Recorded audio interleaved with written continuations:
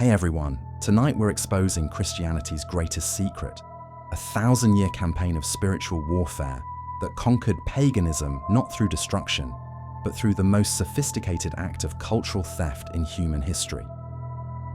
Before we begin, hit like if you're ready to discover how the church systematically hijacked ancient gods and transformed them into saints. And let me know in the comments if you've ever wondered why Christmas trees and Easter eggs feel so familiar, yet so foreign to actual Christian doctrine. Now dim those lights and settle in. We're about to reveal how every Christian holiday, every saint, every sacred ritual is actually a pagan tradition wearing a carefully crafted disguise, and why the church spent centuries perfecting this deception to hide the fact that Christianity as we know it is built on stolen foundations. Now without further ado, let's begin. The morning mist clings to the ancient stones of Newgrange like the breath of sleeping gods. Here, 5,000 years before Christ walked the earth, human hands carved spirals into rock that would outlast empires. The winter solstice light still pierces the darkness of the burial chamber, as it has for millennia, illuminating the bones of the dead and the dreams of the living. This is where our story begins, not with the coming of the cross, but with the world that existed long before its shadow fell across Europe. In the time before the new God, the old continent breathed with 1,000 sacred names. The land itself was alive then, every hill and stream and grove pulsing with divine presence. The Celts knew this. Their druids could read the language written in oak bark and flowing water. In the sacred groves they called Nemeton, where no axe had ever bitten wood, the trees themselves were temples. The wind through their branches carried prophecies. Their roots reached down to touch the bones of earth gods sleeping beneath. Walk the moors of Scotland and you can still feel it. That electric presence that made ancient peoples build stone circles under starlight. At Callanish, 13 towering monoliths stand like frozen giants, their shadows marking the movements of moon and sun with astronomical precision. The people who raised these stones understood something we have forgotten, that time itself is sacred, that the dance between earth and sky writes the deepest truths across the landscape. The Romans found sacred groves from Gaul to Germania, where human feet had worn paths between the trees for centuries, uncounted. Tacitus writes of the grove of the Semnones, where tribes gathered to witness blood sacrifice beneath branches that had never known daylight's full touch. The very air thrummed with power so thick you could taste it on your tongue like copper and honey. Every act of daily life was a communion with the divine. The Germanic peoples knew that Woden rode the storm clouds, his 8-legged horse Sleipnir carrying the souls of heroes to Valhalla's golden halls. Thor's hammer split the sky with thunder, protecting mortal realms from the frost giants that would drag all warmth into endless winter. These were not distant abstract deities dwelling in ethereal heavens. They walked among mortals, felt mortal desires, bled mortal blood. In the Celtic lands, the Morrigan appeared on battlefields as both raven and woman, her voice deciding which warriors would feast that night in the other world and which would rot beneath autumn rain. Brigid tended the sacred flames that kept poetry and smithcraft alive in human hearts. Lugh of the Long Arm mastered every skill that separated civilization from wilderness, and his people celebrated him when the grain grew golden in late summer.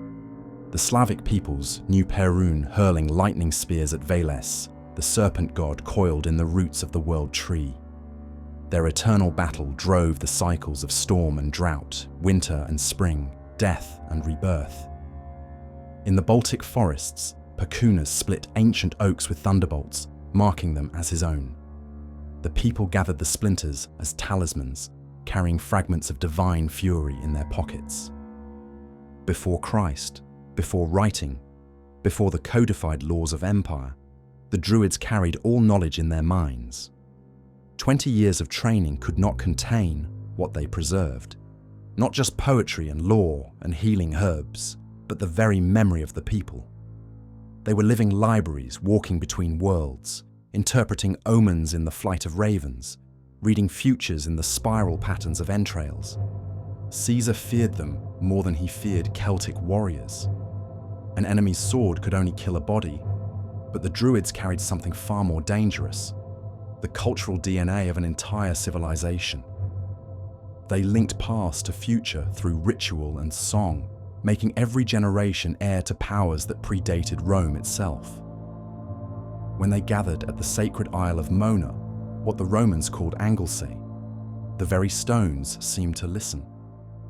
In the northern lands, the Völva practiced cider, weaving fate itself on invisible looms. These wise women could see the threads that connected all things, pulling at the strand of one life to unravel another's doom. Odin himself learned their magic, trading his eye for wisdom, hanging 9 days and nights from Yggdrasil to master the runes that held the secrets of creation. The Germanic berserkers entered sacred madness in bearskin and wolf pelt, channeling animal spirits until man and beast became one howling engine of divine fury. Roman legions learned to fear that otherworldly howl echoing through dark forests. It meant death was coming dressed in fur and fangs, immune to pain, drunk on the presence of gods.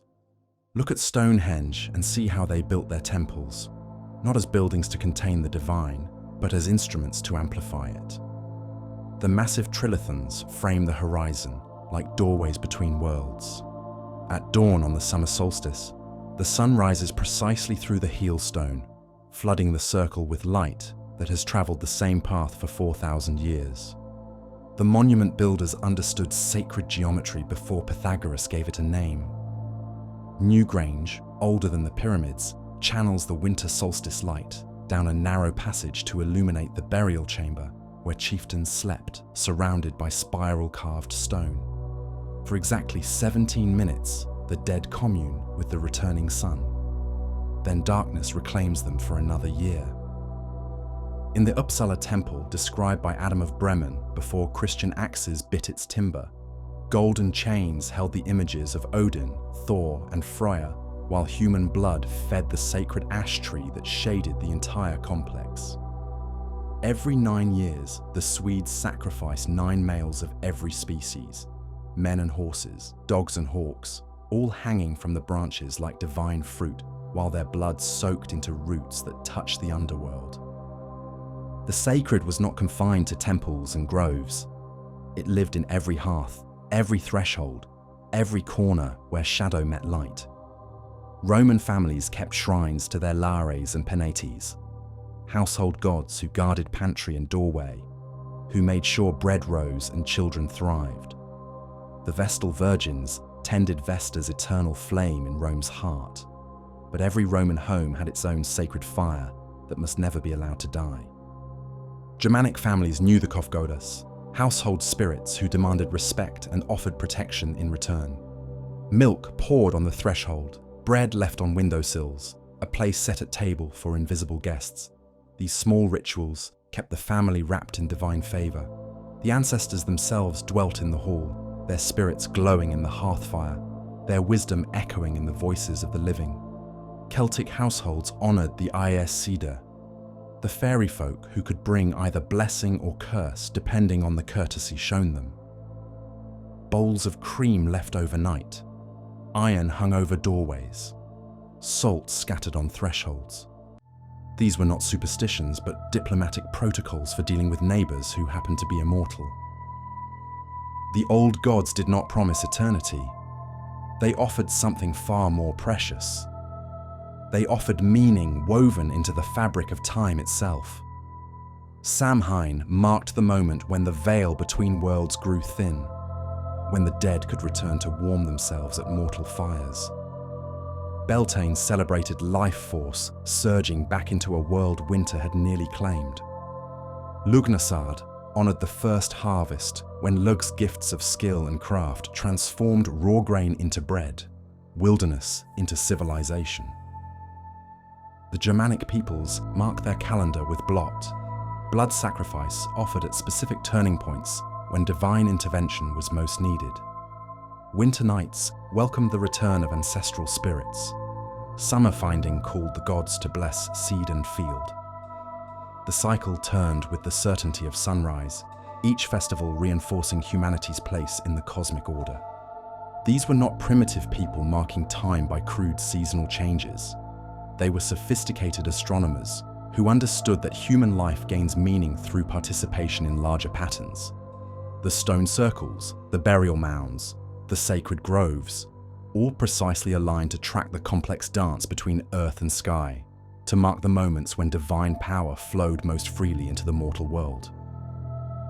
Perhaps most importantly, the old world understood that all things were connected in a web of fate the Norse called weird. Every action sent ripples through the pattern. Every choice affected not just the chooser, but the entire network of relationships linking gods and mortals, past and future, the living and the dead. The Norns wove this web at the base of Yggdrasil, the world tree whose roots touched every realm of existence. Urd, what was, Verdandi, what is, and Skuld, what shall be, drew water from the well of fate to nourish the ash tree that held all the worlds in its branches. Even Odin bowed to their judgment. The gods themselves were bound by word, participants in rather than controllers of the cosmic pattern. This understanding permeated every aspect of pagan life. Honor mattered because it lived on in reputation after death. Kinship mattered because ancestors remained active participants in family affairs. The land mattered because it held the bones and memories of those who came before. Ritual mattered because it maintained the relationships that kept chaos at bay. In the Irish Lebor Gabala Érenn, the scribes preserved one final glimpse of how the old world saw itself. Ireland was a wilderness when the first men came there, filled with mists and monsters, without sun or moon or stars to light the darkness.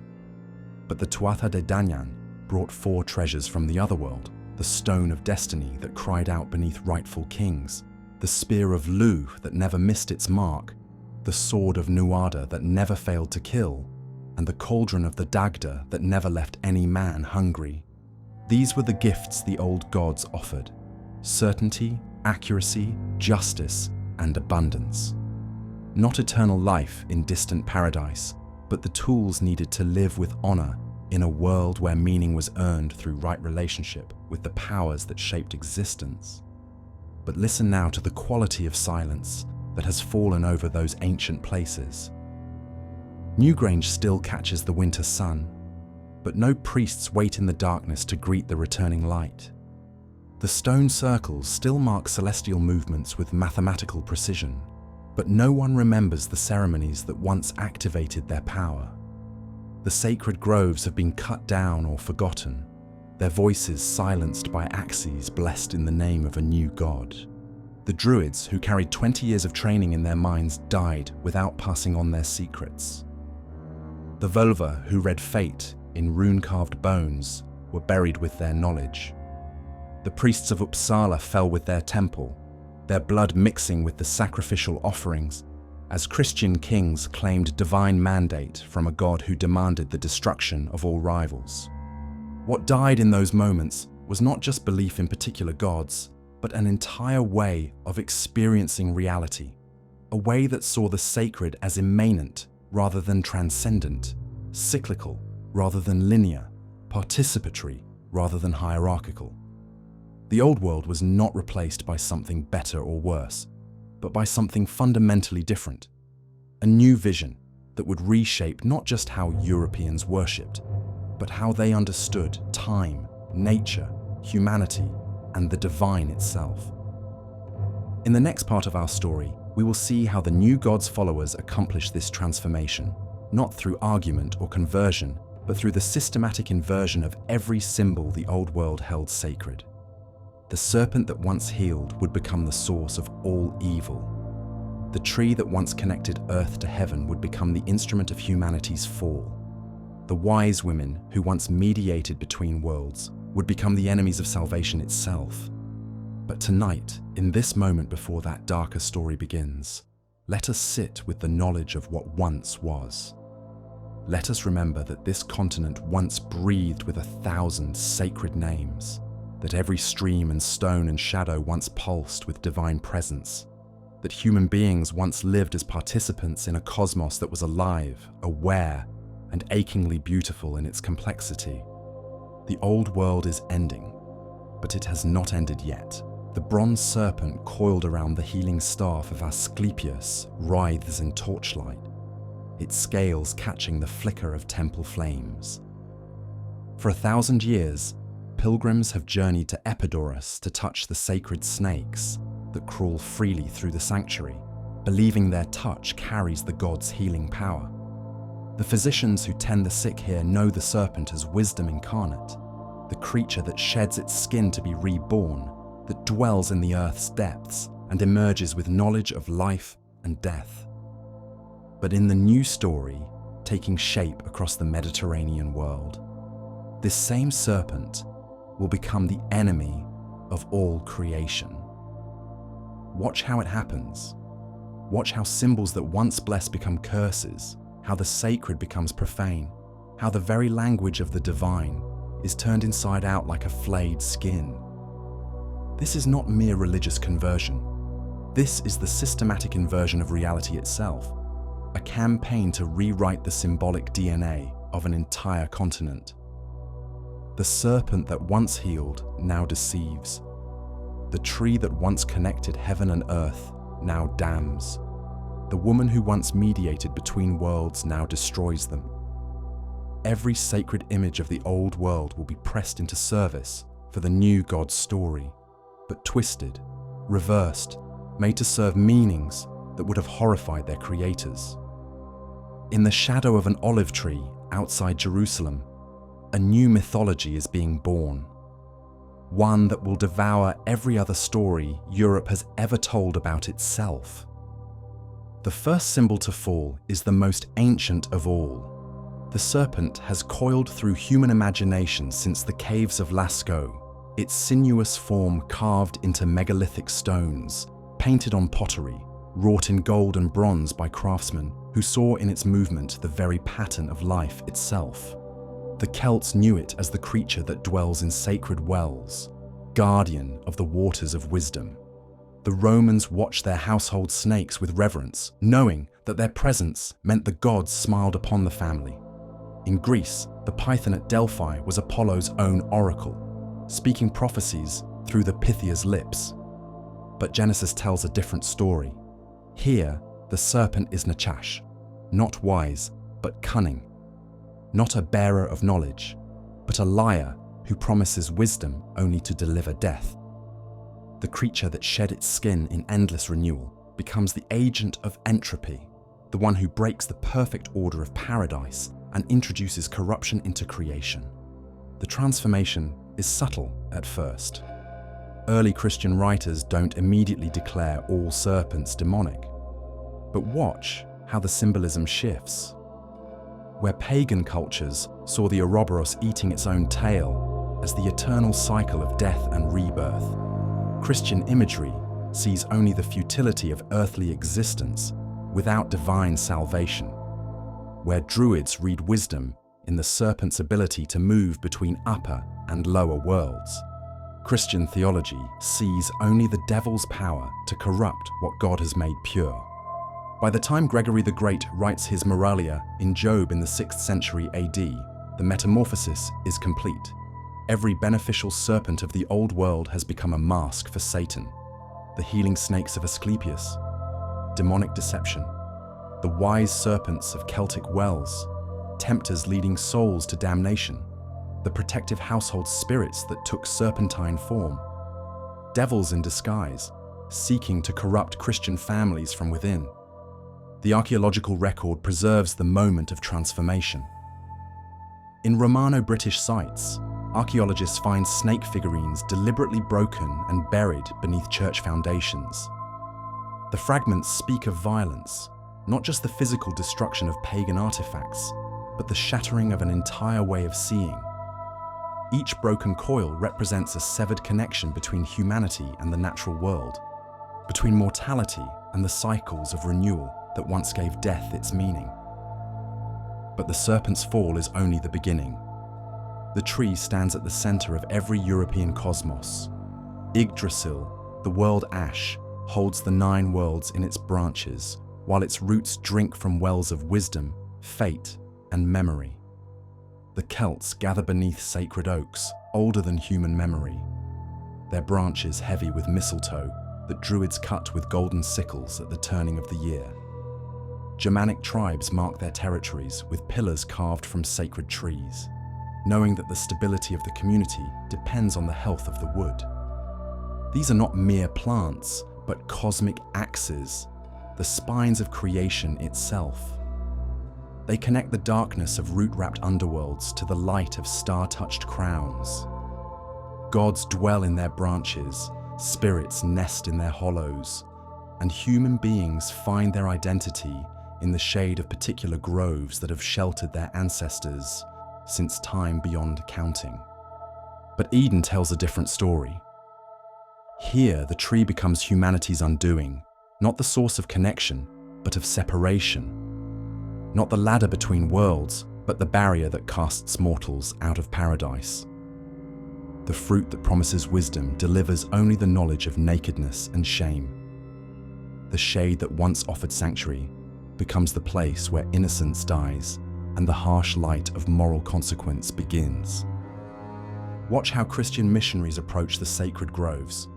Boniface's axe bites deep into the donor oak at Geismar, and when thunder doesn't strike him dead, the assembled Germanic tribes understand that their god has been proven powerless. The tree that stood for 8 centuries, that witnessed countless rituals and held the prayers of generations, crashes to earth like a felled giant. From its wood, Boniface builds a chapel to the Christian god, but the symbolism runs deeper than simple destruction.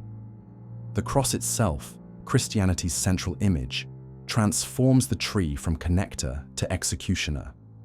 Where Odin hung himself from Yggdrasil to gain wisdom, Christ hangs unwillingly from dead wood to purchase salvation. Where the world tree stands eternally rooted, the cross stands temporarily erected, its power lying not in its life, but in its capacity to hold death.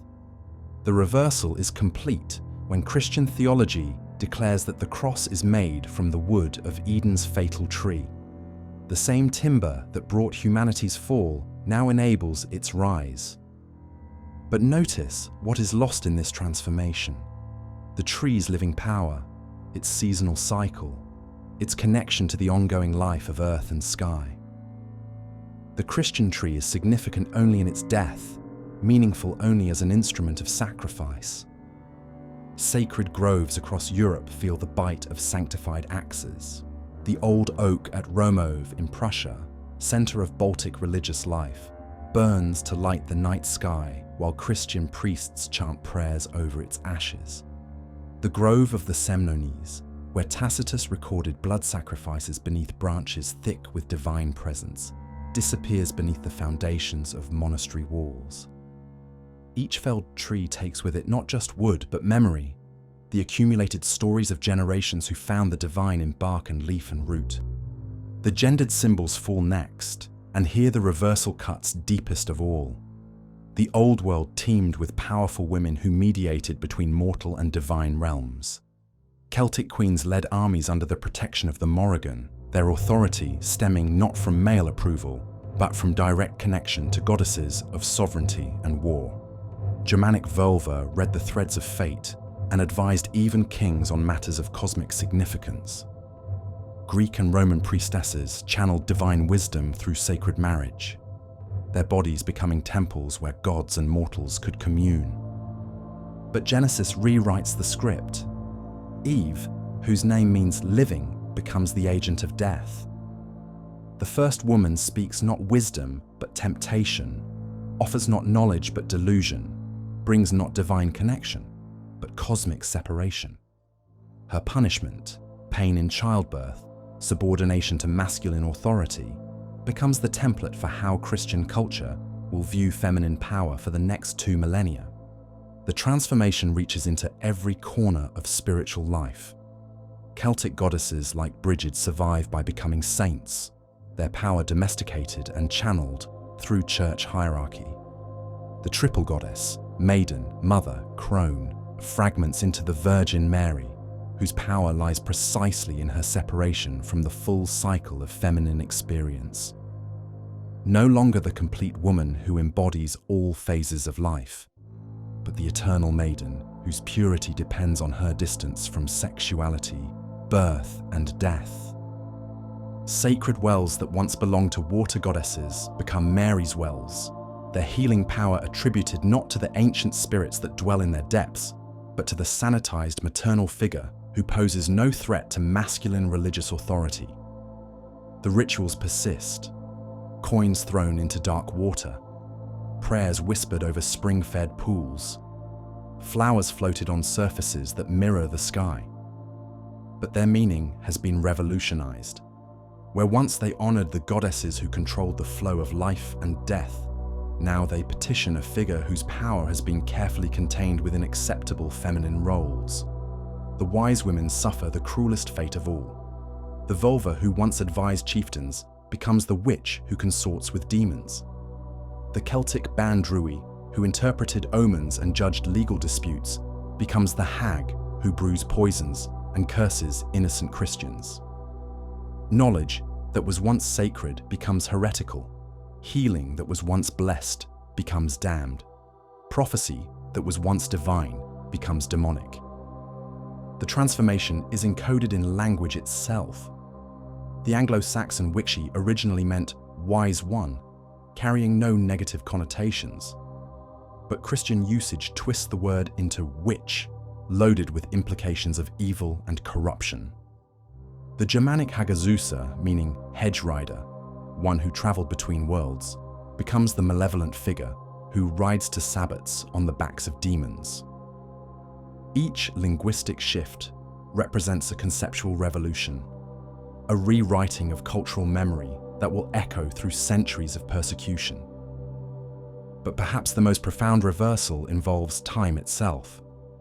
The old world moved in cycles, seasons wheeling from death to birth to death again, generations rising and falling like waves on an eternal shore, gods themselves subject to the rhythms of creation and destruction that drove all existence. This was not the time of calendars and clocks, but of myth and ritual, where past and future folded into an eternal present thick with meaning. Christianity brings linear time, a beginning in Eden, a climax at Calvary, an ending in final judgment. History becomes a straight line with clear direction and purpose, but the cost is enormous. The cyclical celebrations that once marked humanity's participation in cosmic rhythms become mere preparations for a future that will never come. The seasonal festivals that honored the eternal return of life from death become historical commemorations of events that happened once and will never happen again. The standing stones feel the change. Across Europe, Christian symbols are carved over spiral patterns that once marked the turning of celestial wheels. Solar crosses replace triple spirals, linear inscriptions overlay circular motifs. The iconography of eternal return gives way to symbols of historical progression. Each new carving represents a conceptual earthquake, a shift from cyclical to linear thinking that will reshape how Europeans understand their relationship to time, nature, and meaning itself. The old festivals persist, but with transformed significance. Samhain becomes All Saints' Day, its focus shifting from communion with ancestral spirits to veneration of church-approved holy figures. Beltane becomes May Day, its celebration of fertile union between earth and sky, domesticated into harmless village entertainment. Lugnasad becomes Lammas, its honoring of craft skills and harvest abundance reduced to simple blessing of bread. The rituals look similar on the surface. Fires still burn, people still gather, seasonal foods are still shared, but their symbolic foundation has been revolutionized. Where once they marked humanity's participation in the eternal cycles that govern all existence, now they serve as waypoints on the linear journey towards salvation. The eternal present of mythic time has been replaced by the historical consciousness of a people moving through time toward a predetermined destination. Watch the sacred landscapes themselves surrender to the new symbolism. Burial mounds that once marked places where the ancestors dwelt close to the living world become hills haunted by restless spirits who cannot find peace without Christian burial. Stone circles that once channeled celestial energies become gathering places for demonic forces. Holy wells that once offered direct communion with water spirits become sites where the Virgin Mary appeared to shepherd children and simple peasants. The physical features remain unchanged. Stone still stands, water still flows, earth still rises in ancient configurations. But their meaning has been inverted. What once connected becomes what separates. What once blessed becomes what curses. What once offered direct access to divine power becomes dangerous unless mediated through proper Christian channels. The transformation reaches its climax in the figure of the horned god. Cernunnos sits cross-legged on the Gundestrup cauldron, antlers spreading like branches above his head, surrounded by animals that acknowledge his lordship over the wild. Pan dances through Arcadian meadows, his goat legs carrying him between the tame world of cultivation and the free realm of forest and mountain. These are not evil figures, but complex ones, embodying the dangerous fertility that brings both creation and destruction, the wild energy that civilization needs but cannot fully control. But Christian imagery has no place for such complexity. The horns that once marked divinity become the unmistakable sign of Satan. The goat legs that once carried gods through wild places become the mark of demonic corruption. The sexual energy that once guaranteed the continuation of life becomes the temptation that leads souls to damnation. The artistic record preserves the moment of transformation. Romanesque church carvings show horned figures trampled beneath the feet of triumphant saints, their antlers broken, their wild faces twisted into expressions of defeat and rage. Medieval manuscripts illuminate demons with features borrowed directly from Celtic and Germanic nature gods. Horns, hooves, animal attributes that once signified divinity, now marking only evil. The psychological impact of these reversals cannot be overstated. Imagine growing up in a world where every powerful symbol of your ancestors has been redefined as demonic. The trees your grandparents considered sacred are now gathering places for witches. The animals your family honored as divine messengers are now Satan's familiars. The wise women who delivered your siblings and healed your childhood illnesses are now agents of hell itself. This is more than religious conversion. It is cultural amnesia induced by trauma. The new mythology doesn't simply replace the old, it actively demonizes it, making it psychologically impossible to return to ancestral ways of understanding without embracing what the dominant culture has defined as evil.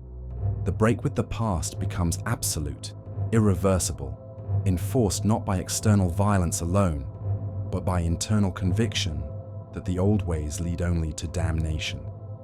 Yet something persists beneath the surface transformations. The symbols may be inverted, but they retain their power. The serpent may be demonized, but it still appears in Christian art with suspicious frequency. Brazen serpents healing plague victims, wise serpents teaching hermit saints, the Ouroboros appearing in alchemical manuscripts produced in monastery scriptoriums. The tree may be associated with humanity's fall, but Christmas trees bring pagan greenery into Christian homes, and the cross itself becomes a cosmic tree connecting earth to heaven.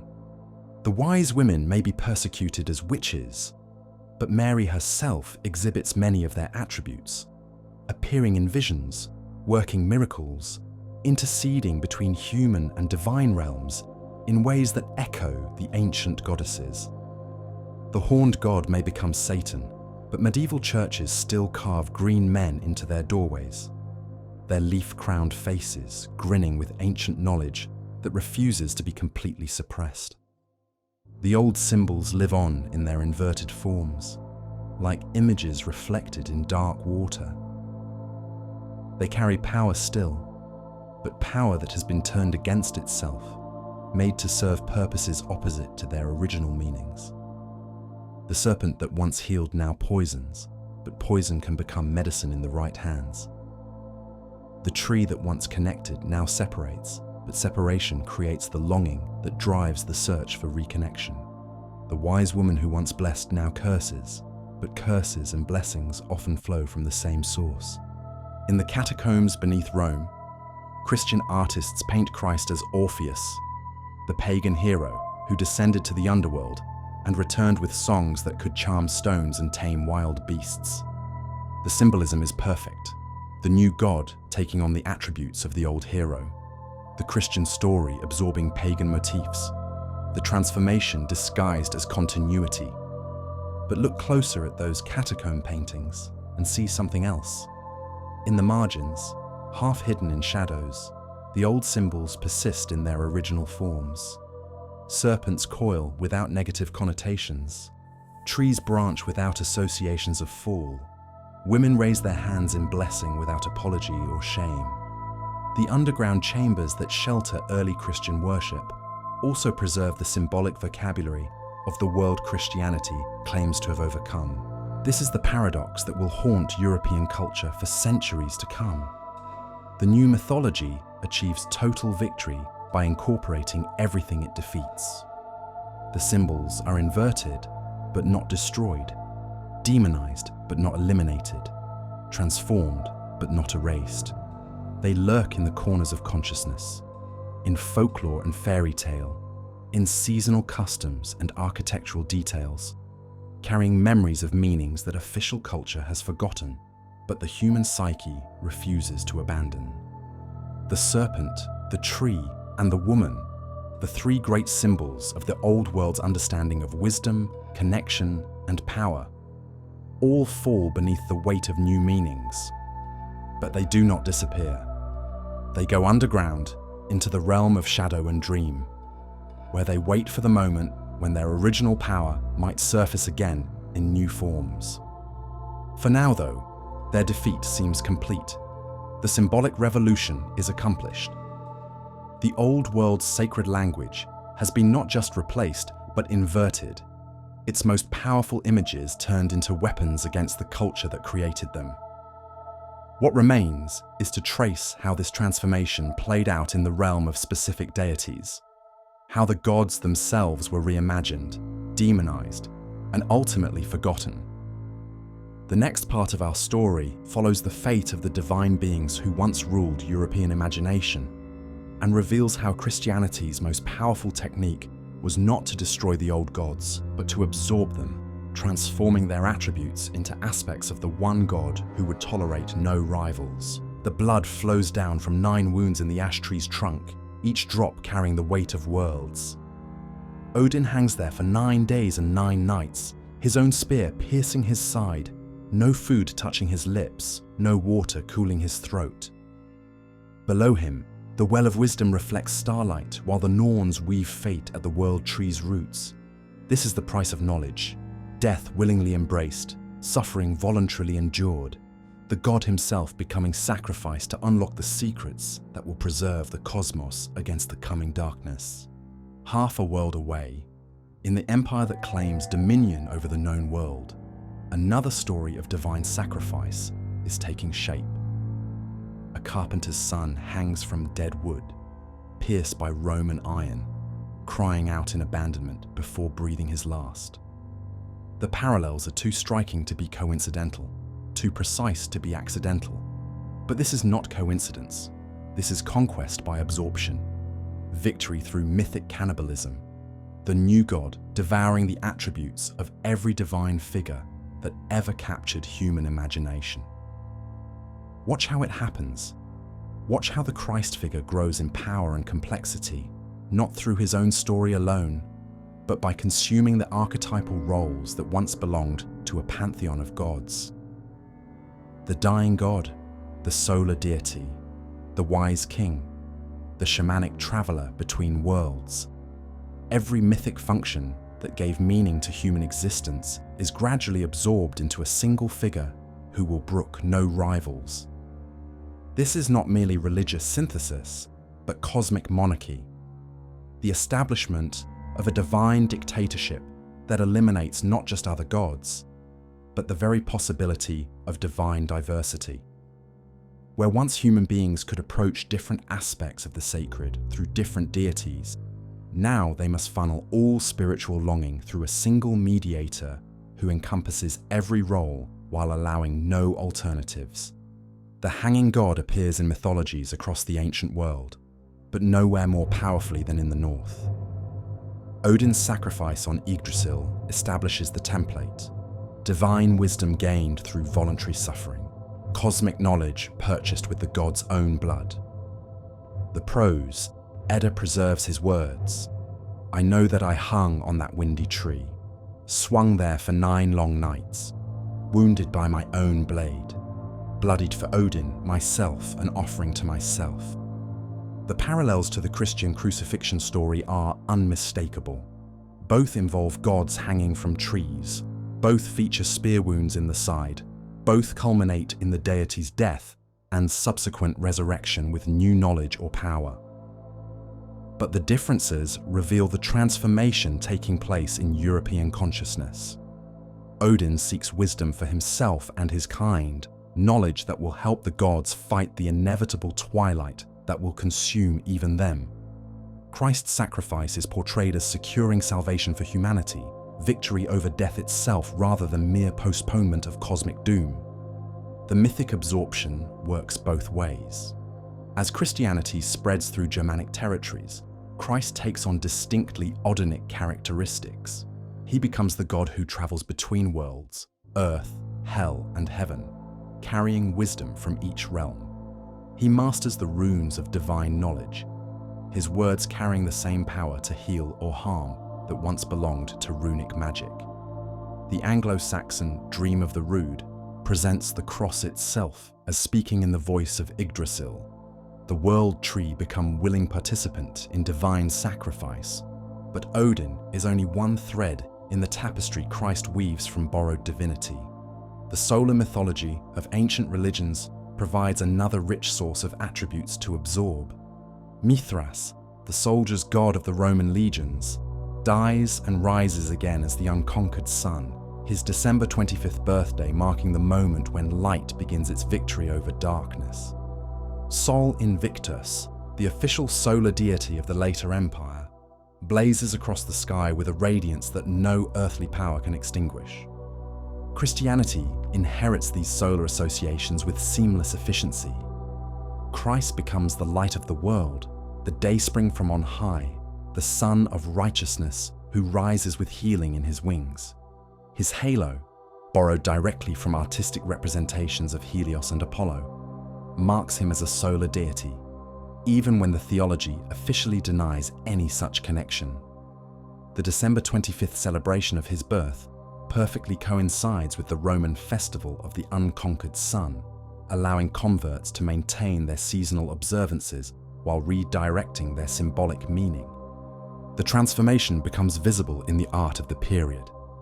Early Christian mosaics show Christ driving a solar chariot across the heavens, his face blazing with the radiance that once belonged to Apollo alone. The famous mosaic in the tomb of the Iuli beneath St. Peter's Basilica depicts Christ Helios ascending toward heaven in a manner indistinguishable from traditional representations of the sun god.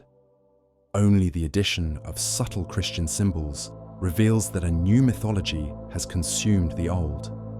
Watch how the festival calendar surrenders to this mythic cannibalism.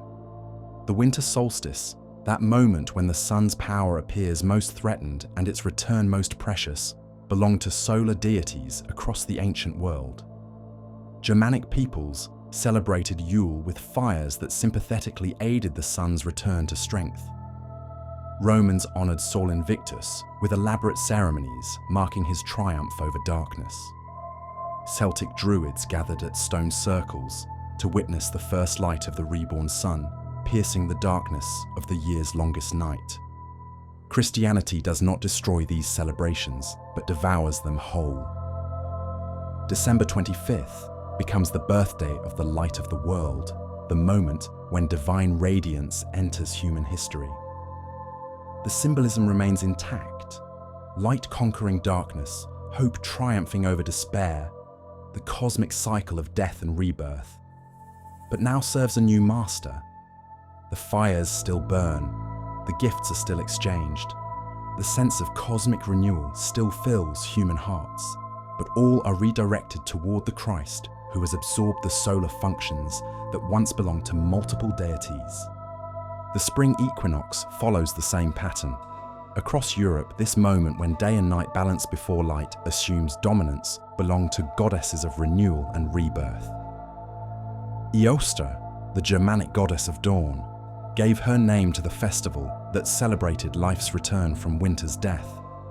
Her symbols, eggs representing new life, rabbits representing fertility, flowers representing the Earth's awakening, marked the season when the world itself was reborn. Christianity absorbs Eosta's festival as Easter, the celebration of Christ's resurrection from the dead. The date shifts to follow the lunar calendar rather than the solar, but the symbolism remains remarkably consistent. Eggs are blessed and exchanged. Rabbits appear in abundance. Flowers decorate altars, and the same sense of life conquering death fills the celebration. The goddess's name survives in the festival's English designation, while her mythic function transfers wholesale to the dying and rising god who has consumed her role. The harvest festivals of late summer undergo similar transformation.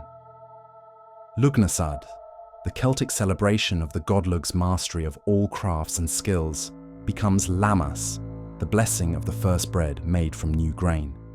The symbolism shifts subtly but significantly. Where once the festival honored the divine skill that transforms raw materials into useful goods, now it celebrates God's provision of daily bread to faithful Christians.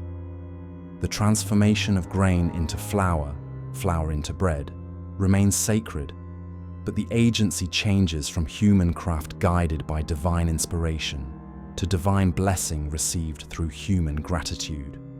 The mythic absorption reaches its most sophisticated expression in the figure of Christ as divine king. Ancient Mediterranean and European cultures teemed with sacred kingship traditions, rulers who mediated between human and divine realms, whose health and behavior directly affected the prosperity of their people and the fertility of their lands. These were not mere political leaders, but cosmic functionaries, their lives and deaths bound up with the great cycles that governed all existence. The dying and rising vegetation gods provided one model for this sacred kingship. Tammuz in Mesopotamia, Adonis in Syria, Attis in Phrygia, Osiris in Egypt, all died and returned to life in patterns that mirrored the seasonal cycles of agricultural abundance and scarcity. Their deaths brought winter and famine. Their resurrections ensured spring's return and the continuation of life on Earth. Rulers identified with these gods, their own ritual deaths and renewals, maintaining the cosmic order through human participation in divine patterns. Christ absorbs this entire tradition while transforming its meaning. He becomes the king whose death and resurrection secure not just seasonal renewal, but eternal salvation, not just temporary abundance, but cosmic transformation. The Last Supper replaces the ritual meals that once honored dying gods. The Eucharist transforms bread and wine into divine flesh and blood through mysterious processes that echo ancient sacrifice while claiming to transcend it. The shamanic tradition provides another layer of absorbed mythology. Across Northern Europe, figures like Odin traveled between worlds, journeying to the realm of the dead to secure knowledge or power for the living. These divine shamans mastered the techniques of ecstatic trance, soul flight, and communication with spirits that ordinary mortals could not approach safely. Christianity incorporates this shamanic function through the doctrine of Christ's descent into hell. Between his death and resurrection, Christ journeys to the underworld to free the righteous dead who had been trapped there since Adam's fall. This harrowing of hell becomes one of Christianity's most powerful mythic episodes. Depicted in countless medieval artworks, that show Christ breaking down the gates of the underworld, while demons flee in terror and patriarchs and prophets emerge into the light. The imagery borrows heavily from shamanic journey traditions while redirecting their purpose. Where pagan shamans traveled to the underworld to secure specific knowledge or retrieve lost souls, Christ's journey accomplishes a cosmic jailbreak, freeing all the righteous dead and establishing his dominion over death itself.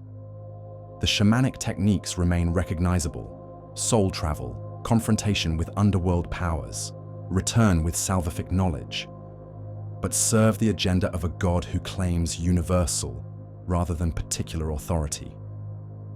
Local hero traditions across Europe feel the pull of this mythic magnetism.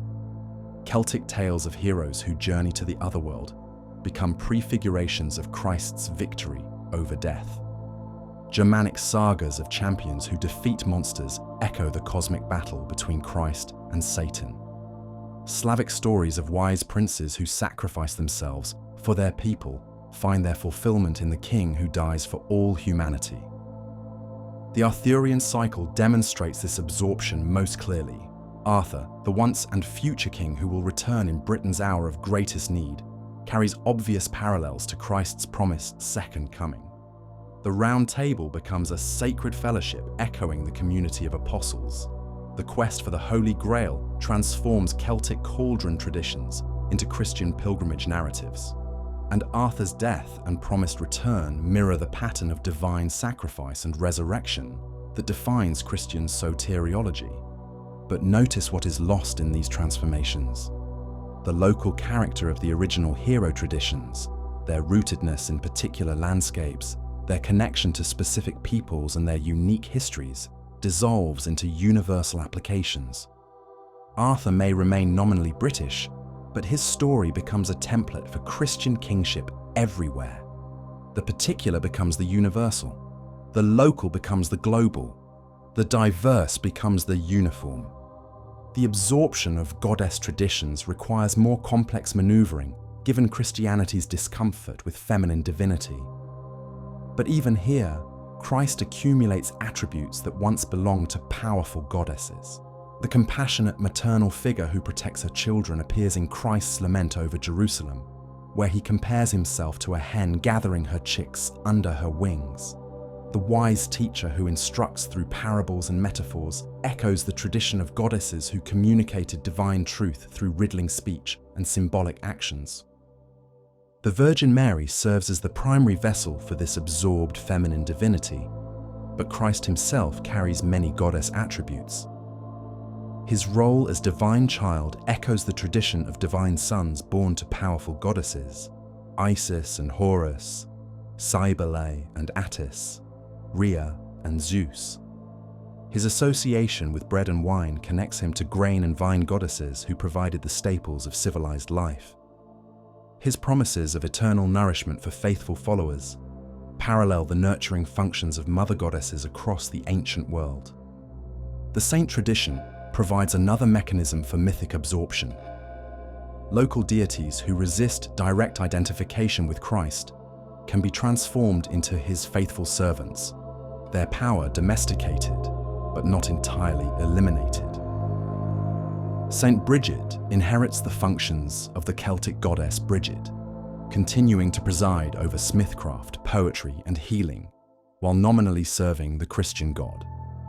Saint Michael takes on the role of Germanic war gods, leading heavenly armies against demonic forces in battles that echo ancient conflicts between gods and giants.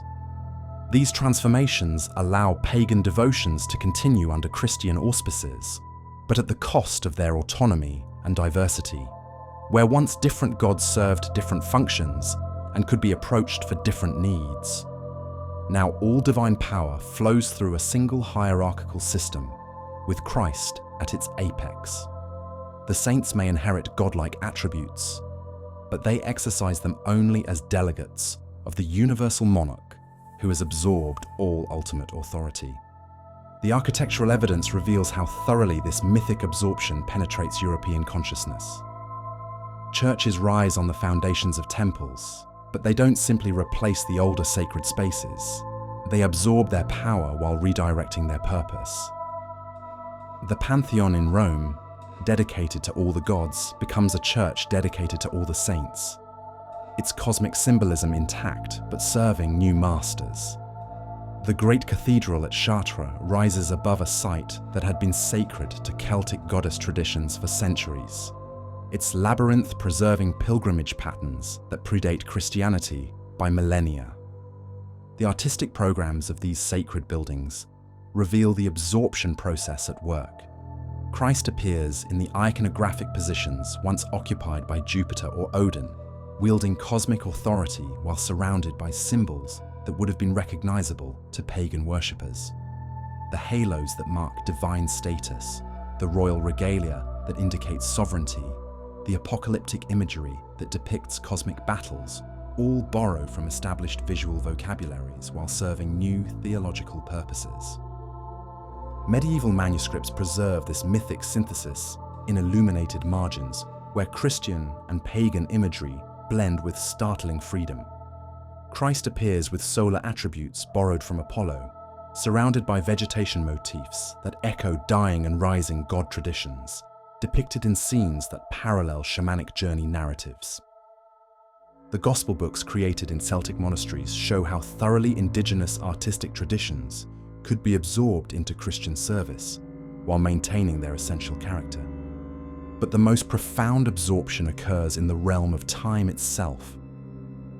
The old gods presided over cyclical time, the eternal return of seasons, generations and cosmic ages, death and birth, summer and winter, youth and age, all participated in patterns that guaranteed renewal, even in the face of individual loss.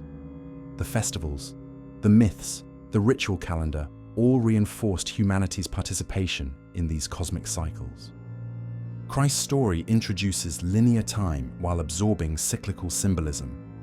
His life, death, and resurrection happen once in history rather than repeating eternally, but they incorporate all the renewal imagery of cyclical religions.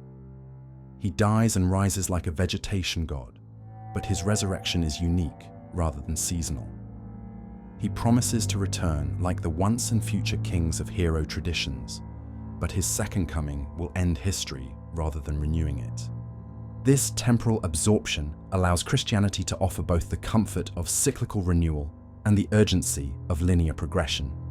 Believers can experience seasonal celebrations that echo ancient festivals while understanding them as preparations for an ultimate transformation that will transcend all cycles. The best of both temporal systems is preserved, but under the authority of a God who claims to be both within time and beyond it. The process of mythic absorption faces its greatest test in the encounter with Germanic and Celtic warrior traditions. These cultures valued martial prowess, honor in battle, and heroic death in combat. Their gods were warriors first, Odin leading the Einherjar from Valhalla, the Morrigan inspiring Celtic champions, Tyr sacrificing his hand to bind the wolf that threatens cosmic order. Christianity must absorb these martial traditions while redirecting their violence towards spiritual rather than physical targets. Christ becomes the warrior king who conquers not through sword and spear, but through sacrifice and love. The cross becomes a weapon that defeats death itself rather than merely earthly enemies. The faithful become soldiers in a cosmic army that wages war against sin, demons, and spiritual darkness rather than neighboring tribes. The Crusades represent both the success and the limitation of this absorption. Christian warriors can maintain their martial identity while serving the Prince of Peace, but only by directing their violence against external enemies defined as threats to the faith. The warrior ethos is preserved but channeled, maintained but constrained, honored but controlled by religious authorities who claim the right to define legitimate targets. The mythic absorption reaches its culmination in the medieval synthesis that presents Christ as the fulfillment of all human longing and the answer to all cosmic questions. He is the wise God who unlocks divine mysteries, the solar deity who brings light to darkness, the dying and rising king who ensures cosmic renewal, the divine warrior who conquers ultimate enemies, the shamanic traveler who journeys between worlds, the compassionate mother who nurtures faithful children. Every mythic function that gave meaning to human existence has been absorbed into a single figure who claims to be both fully divine and fully human, both temporal and eternal, both particular and universal. The diversity of the old pantheons, where different gods served different functions and could be approached through different rituals, has been replaced by a cosmic monarchy that concentrates all divine power in a single person. The psychological impact of this transformation cannot be overstated. Imagine the relief of converts who no longer need to navigate complex relationships with multiple deities, each with their own preferences, territories, and spheres of influence. All spiritual needs can now be addressed through a single mediator who promises to understand every human concern and answer every legitimate prayer.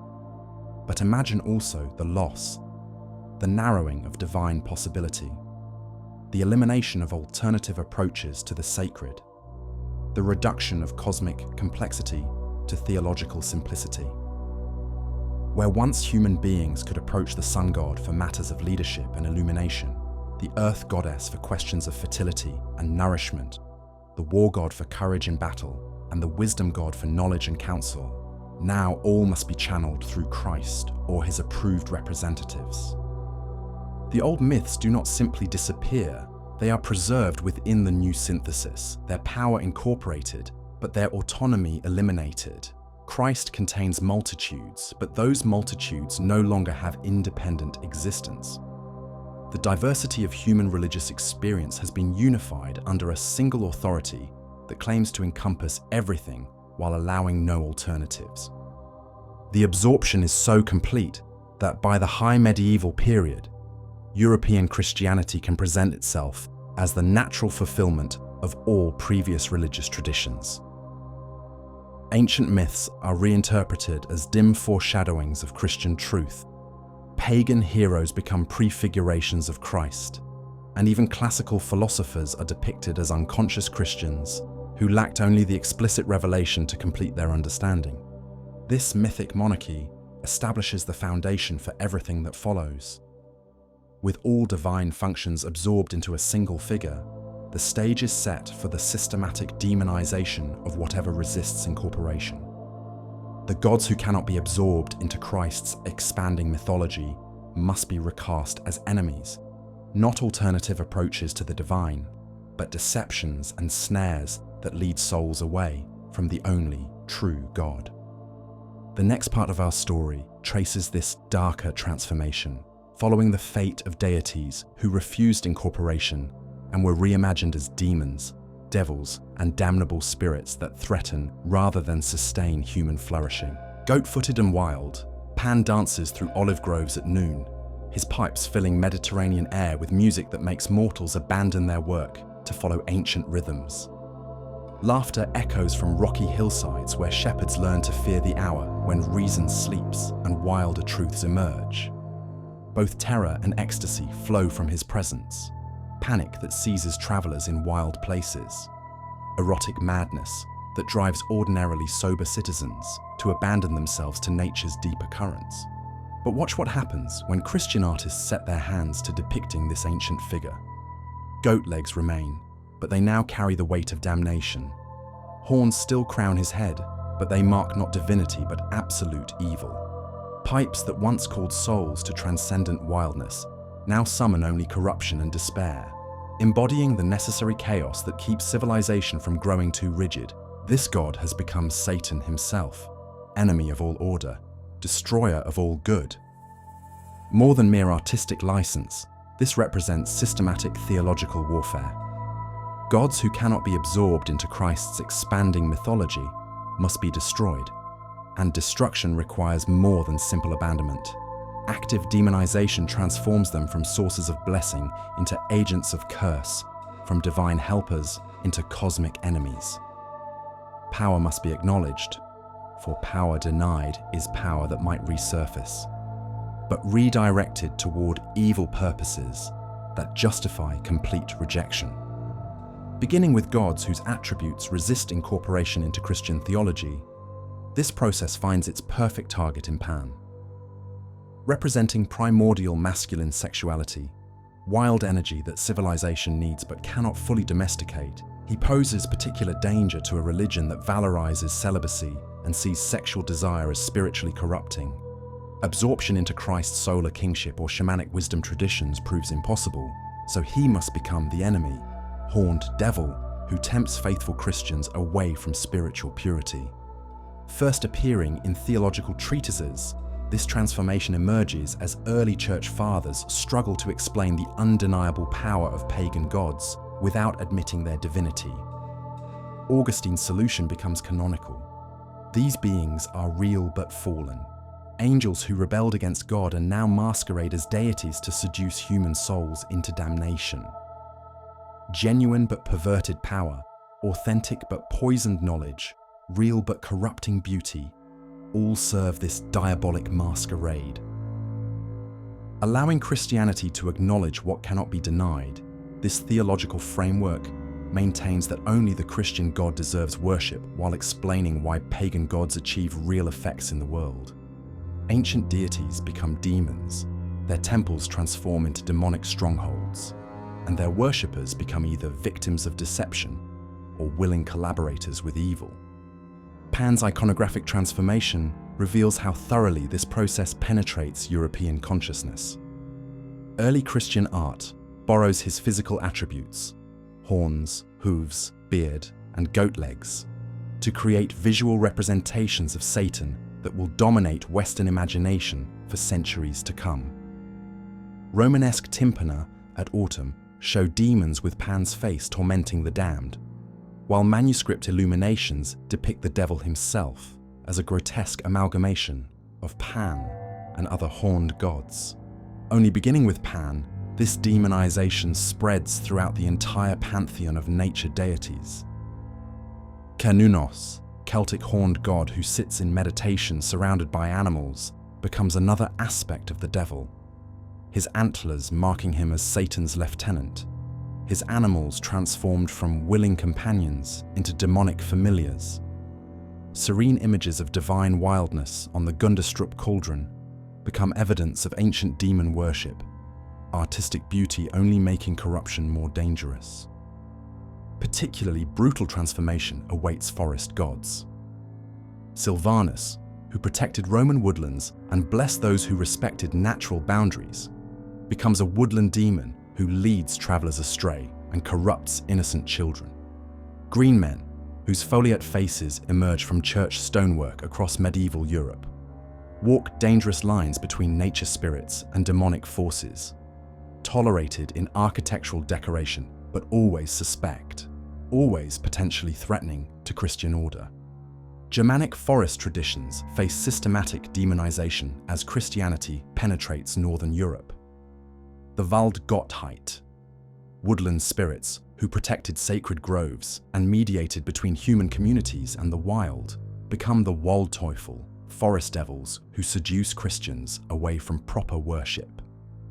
Their gifts of hunting success, herbal knowledge, and seasonal wisdom are reframed as demonic temptations that lead souls to damnation. The wild hunt undergoes perhaps the most dramatic transformation of all. In Germanic tradition, Odin leads a supernatural procession across winter skies, gathering the souls of heroes who died in battle and escorting them to Valhalla's golden halls. This is a terrifying but ultimately positive force, death given meaning through divine recognition. The storm winds, carrying those who fought bravely to their eternal reward. Christianity transforms this majestic procession into a demonic parade. The furious host, as medieval sources call it, becomes a nightmarish cavalcade of damned souls led by the devil himself. Where once Odin gathered heroes for eternal feasting, now Satan collects sinners for eternal torment. The winter winds still carry supernatural riders, but their mission has been inverted from salvation to damnation, from glory to horror. The artistic evidence preserves this transformation in chilling detail.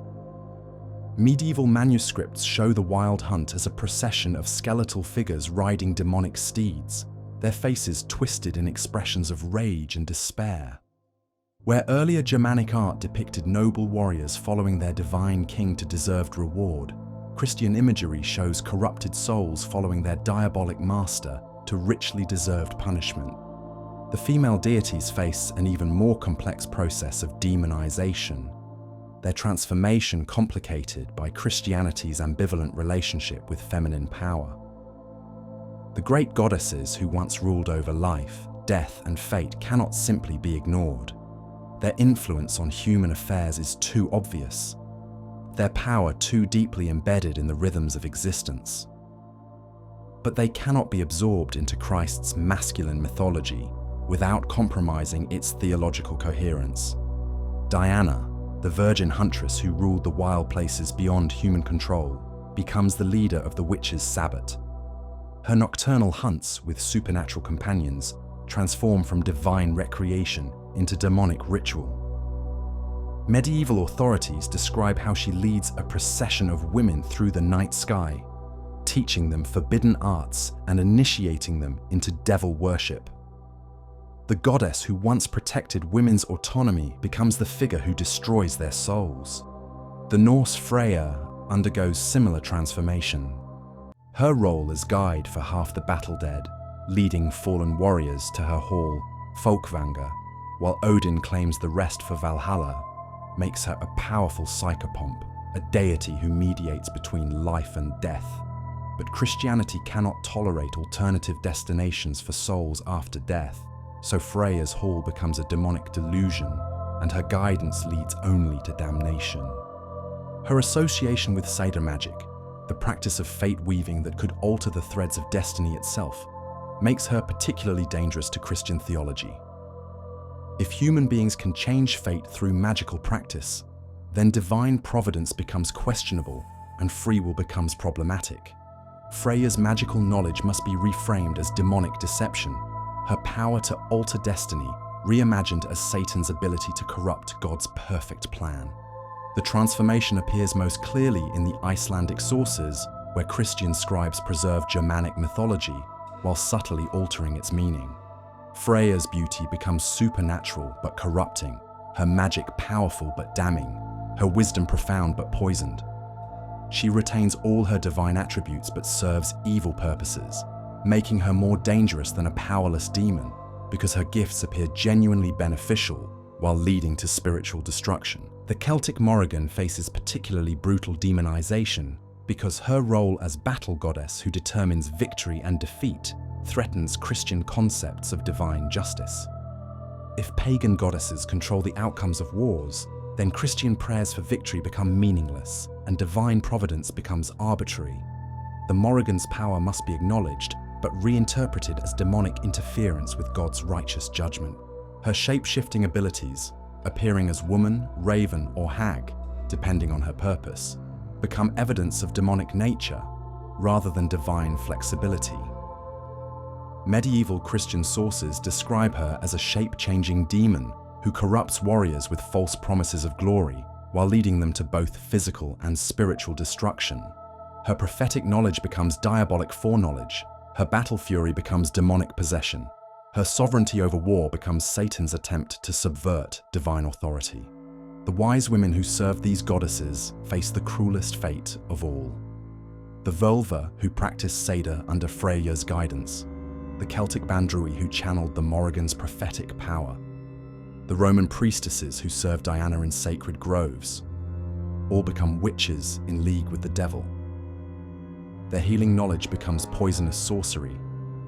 Their prophetic abilities become demonic divination. Their connection to natural cycles becomes participation in Satan's war against God's created order.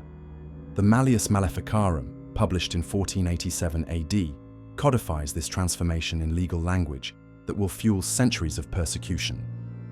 Heinrich Kramer and Jakob Sprenger systematically demonize every aspect of traditional feminine spirituality. Midwifery becomes infanticide, herbalism becomes poisoning, folk healing becomes cursing, and seasonal celebrations become Sabbath gatherings, where witches worship the devil, in forms borrowed directly from ancient goddesses. The trial records preserve the moment when ancient religious practices become evidence of diabolical conspiracy. Women who leave food offerings at sacred wells are accused of feeding demons. Those who gather herbs according to lunar cycles are charged with practicing maleficent magic. Midwives whose patients survive difficult births are suspected of supernatural assistance that can only come from diabolic sources. The Confession of Isabel Gowdy in 1662 Scotland reveals how thoroughly this demonization has penetrated popular consciousness. She describes meetings with the Queen of Faerie, clearly a survival of Celtic goddess traditions, but frames these encounters as diabolic rather than divine. The fairy queen who once blessed those who showed proper respect has become a demon who corrupts those who accept her gifts. But the demonization process faces a fundamental problem.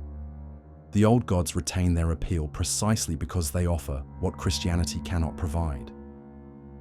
Pan's wild sexuality, Diana's fierce independence, the Morrigan's martial power, Freya's magical autonomy, these represent aspects of human nature that official Christian culture suppresses but cannot eliminate.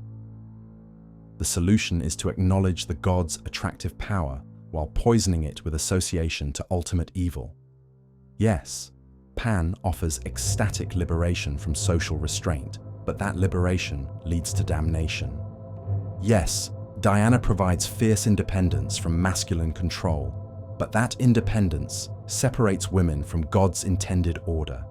Yes, the old goddesses granted magical power over fate and nature, but that power comes from Satan and costs the practitioner's immortal soul. This creates a psychological dynamic of terrible sophistication. The demonized gods retain their ability to fulfill human needs while being surrounded with such horror that approaching them becomes unthinkable. The desires they represent persist in human nature, but satisfying those desires becomes literally damnable. The result is a culture split against itself, officially rejecting what it secretly craves, publicly condemning what it privately desires. The medieval artistic tradition preserves this psychological split in the figure of the Baphomet. Depicted as a hermaphroditic, goat-headed figure with wings, breasts, and horns, this image combines attributes from multiple pagan deities while presenting them as utterly demonic. The figure embodies divine androgyny, natural fertility, celestial connection, and cosmic balance, all the things that made ancient goddesses and gods appealing, but presents them as absolutely evil. The image's power lies precisely in its combination of attraction and repulsion. The Baphomet represents everything that Orthodox Christianity suppresses: sexual freedom, gender fluidity, magical power, direct connection to natural forces, while making clear that these attractions lead only to damnation. The psychological message is unmistakable. Desire for these things proves diabolic corruption, but the very power of the image acknowledges how deeply these desires run in human nature. Regional variations in the demonization process reveal how thoroughly it adapts to local conditions. In Celtic territories, the fairy folk, the Aosi, who once moved freely between the human world and the otherworld, become demons who masquerade as benevolent spirits to lead souls astray. Their gifts of silver and gold turn to leaves and dung at sunrise. Their magical feasts leave mortals starving, and their beautiful music drives listeners to madness and despair. But notice the subtle preservation of their power, even in demonized form. The fairies retain their ability to grant wishes, heal diseases, and provide magical assistance, the very functions that made them valuable to human communities. The demonization doesn't eliminate their usefulness, but surrounds it with such spiritual danger that seeking their help becomes a form of diabolic pact. In Germanic territories, the household spirits who once protected families and ensured prosperity become demons who corrupt from within. The kobold who kept houses clean and prosperous becomes a malevolent spirit who creates chaos and disaster. The domovoi who protected Slavic households becomes a demonic presence that must be expelled through Christian ritual. The transformation is never complete. These spirits retain their domestic functions, but serve evil rather than good purposes. The Slavic tradition of Rusalka, water spirits who could be either beneficial or dangerous depending on how they were approached, undergoes systematic demonization as Christianity penetrates Eastern Europe. These spirits of drowned women who returned to haunt rivers and lakes become purely malevolent demons who seduce men to watery deaths. Their association with seasonal fertility rituals becomes evidence of diabolic worship. Their power over water and weather becomes supernatural but cursed. Yet even in demonized form, the Rusalka retain their connection to the natural cycles that govern agricultural success. They appear during the summer solstice when their power peaks. They influence the rains that determine harvest abundance, and they maintain their ability to grant fertility to women who approach them properly. The demonization acknowledges their effectiveness while making their worship morally impossible. The process reaches its most sophisticated expression in the figure of Baba Yaga, the Slavic witch goddess who embodies both the terrible and beneficial aspects of fate. Her iron teeth can devour travelers, but her wisdom can solve impossible problems. Her chicken-legged hut can trap visitors, but her magical gifts can transform lives. She represents the ambiguous nature of power itself, potentially beneficial or destructive, depending on the approach taken by those who seek her aid. Christianity cannot simply demonize Baba Yaga because her beneficial functions are too obviously necessary. Instead, she becomes a test figure, sometimes helping those who approach her with proper respect and courage, sometimes destroying those who seek her gifts for selfish purposes. This allows folk tradition to preserve her while acknowledging Christian concerns about trafficking with supernatural powers. The legal documents from witch trials across Europe reveal how the demonization process operates in practice. The Pendle witch trials of 1612 England show how traditional healing practices are reinterpreted as demonic magic. Alice Nutter's herbal remedies become evidence of diabolic knowledge. Her ability to predict weather patterns becomes supernatural but evil foreknowledge, and her success in treating diseases becomes proof of her pact with Satan. The trial records preserve the moment when beneficial magic becomes malevolent sorcery. The same herbs that once healed now poison. The same rituals that once blessed now curse. The same knowledge that once served community welfare now threatens Christian souls. The transformation is complete when the accusers acknowledge the magic's effectiveness while condemning its source as diabolic. But the demonization creates unintended consequences that reveal its psychological limitations. By insisting that the old gods retain their power while serving evil purposes, Christianity inadvertently preserves their appeal for those willing to risk damnation for earthly benefits. The diabolic pact becomes a way to access divine functions that official religion claims to monopolize: healing, prosperity, love, revenge, knowledge of hidden things. The grimoire tradition that flourishes throughout the medieval and early modern periods testifies to the persistence of this appeal. The Key of Solomon, the Lesser Key of Solomon, the Sworn Book of Honorius, all provide detailed instructions for summoning and controlling demons who are transparently demonized versions of ancient gods. The rituals promise the same benefits that pagan worship once provided: wealth, love, wisdom, power over enemies, knowledge of future events. The magical texts reveal how thoroughly the demonization process has transformed, but not eliminated, ancient religious practices. The same incense burns, the same circles are drawn, the same words of power are spoken, but now they summon Astaroth, demonized Astarte, Baal, demonized Baal, or Asmodeus, demonized Asmodai, rather than approaching these figures as legitimate deities. The psychological appeal of diabolic magic lies precisely in its acknowledgement of human needs that Orthodox Christianity cannot satisfy.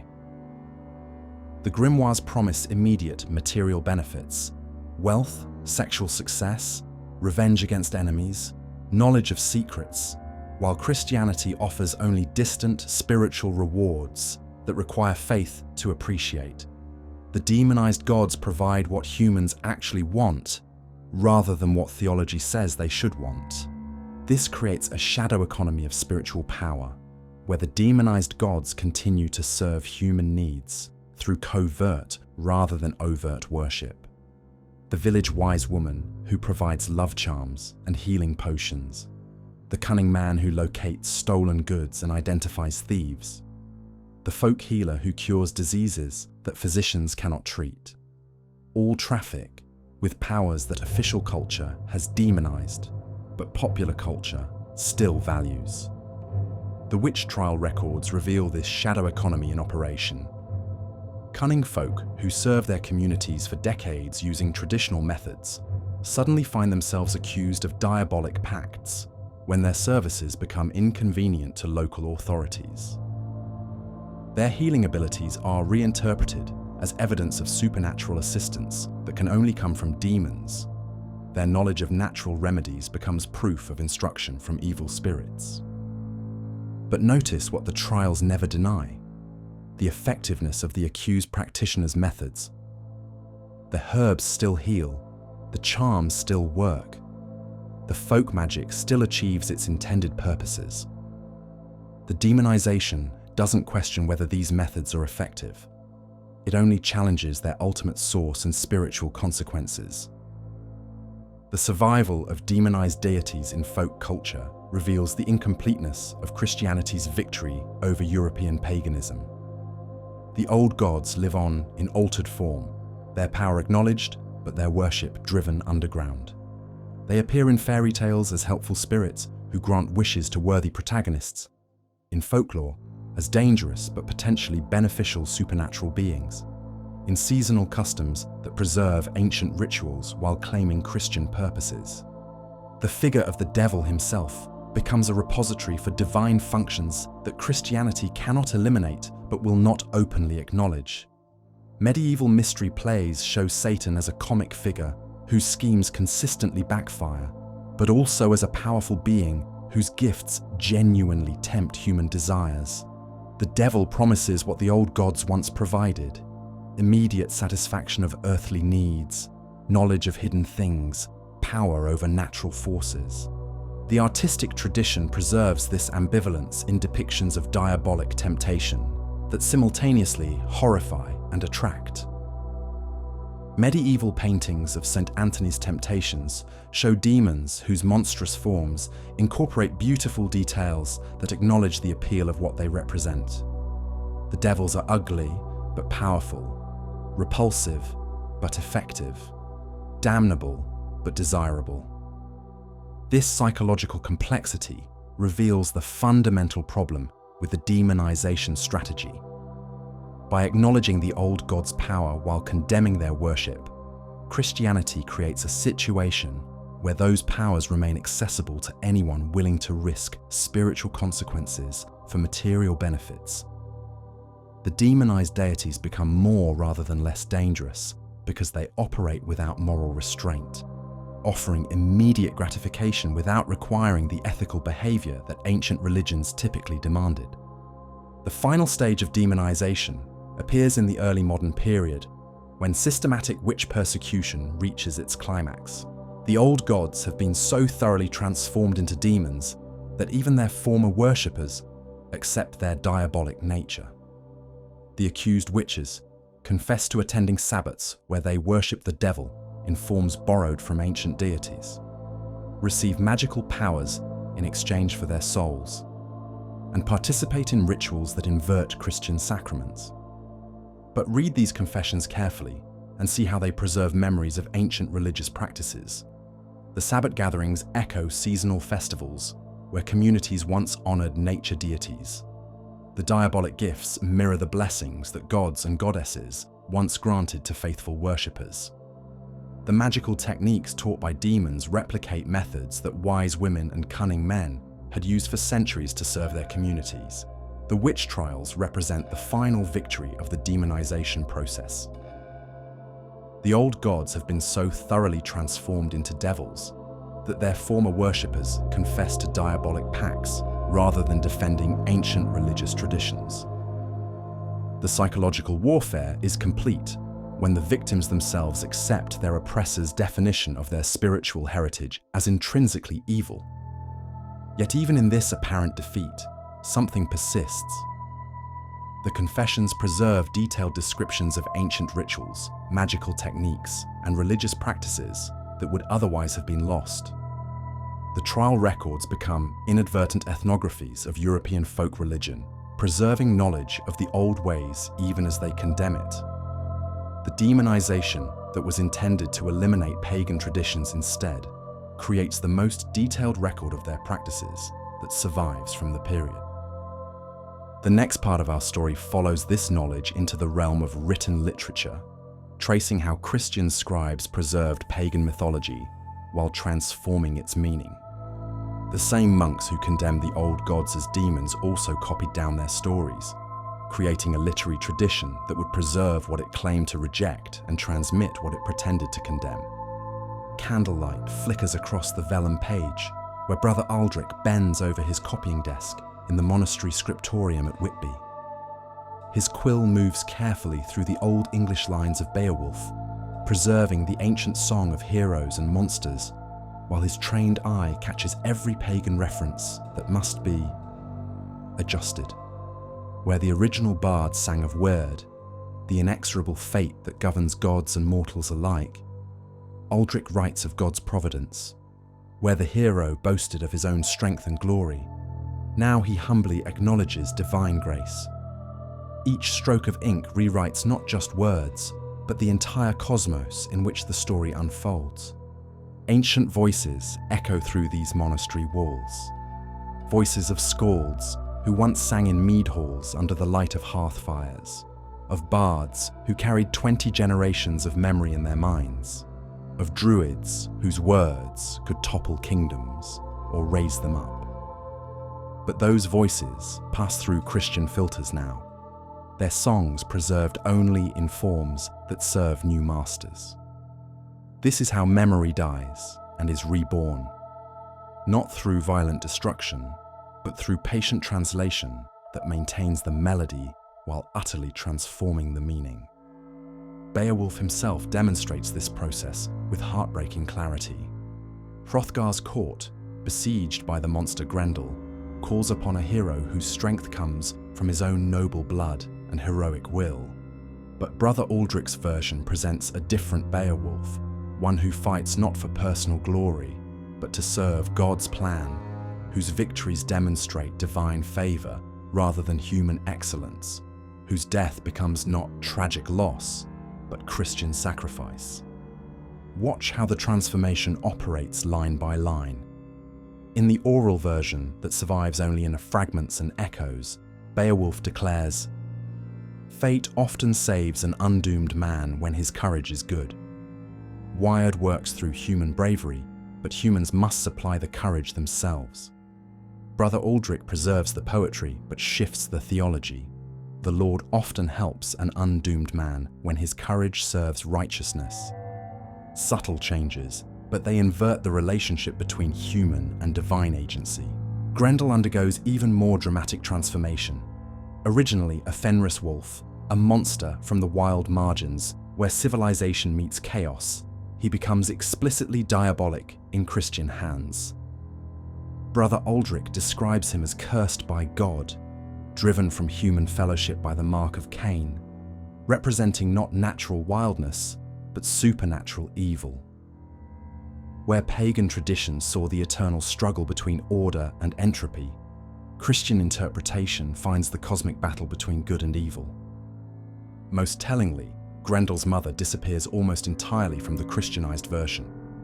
Her role as the terrible mother who avenges her son's death, who embodies the dark feminine power that demands blood for blood, cannot be accommodated within Christian theology that valorizes submissive motherhood.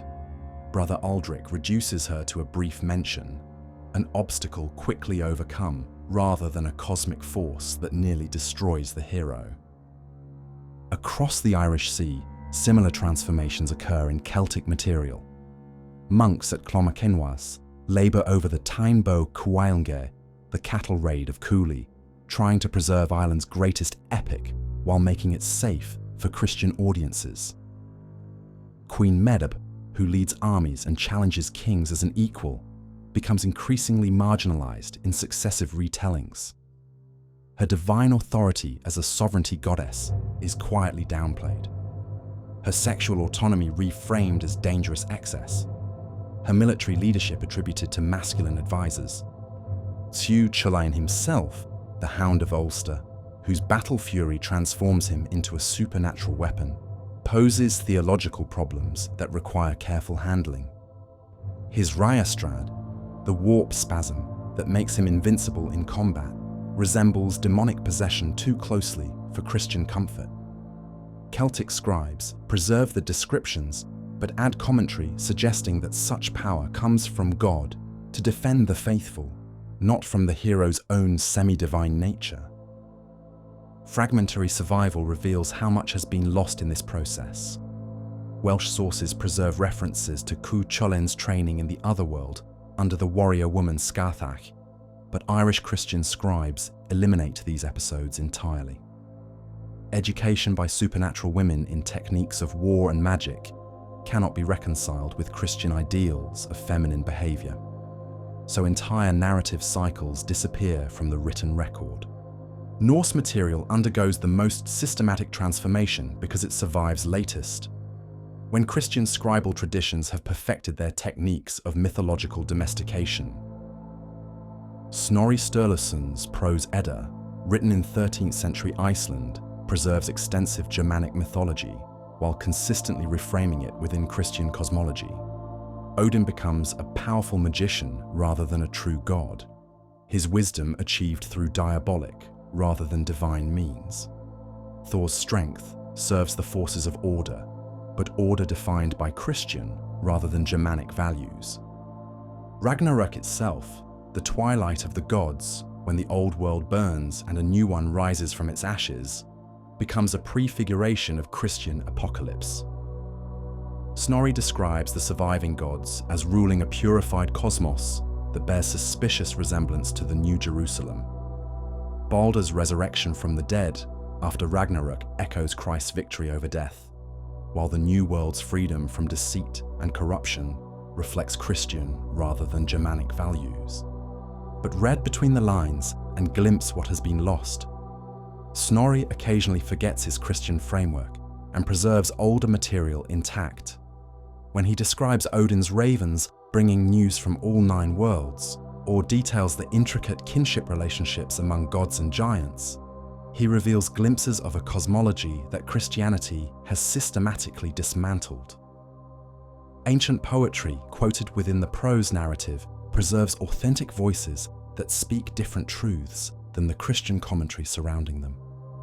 Legal transformation parallels literary change as customary law yields to canon law across medieval Europe. Germanic thing assemblies, where free men gathered to settle disputes through collective judgment, give way to ecclesiastical courts where priests interpret written law rather than communities negotiating oral tradition. Celtic Brehon law, with its complex understanding of honour, kinship, and seasonal obligations, is replaced by clerical systems that prioritise individual salvation over communal harmony. Written law codes preserve fragments of older systems while transforming their meaning. Frankish capitularies incorporate Germanic legal concepts but subordinate them to Christian moral authority. Irish penitentials preserve traces of Druidic legal thinking while reframing traditional practices as sins requiring absolution.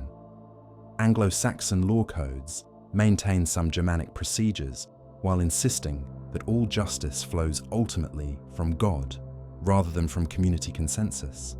Language itself becomes a battlefield where Christian concepts colonize pagan vocabulary. Old English word evolves into weird, losing its cosmic significance and becoming merely strange or uncanny.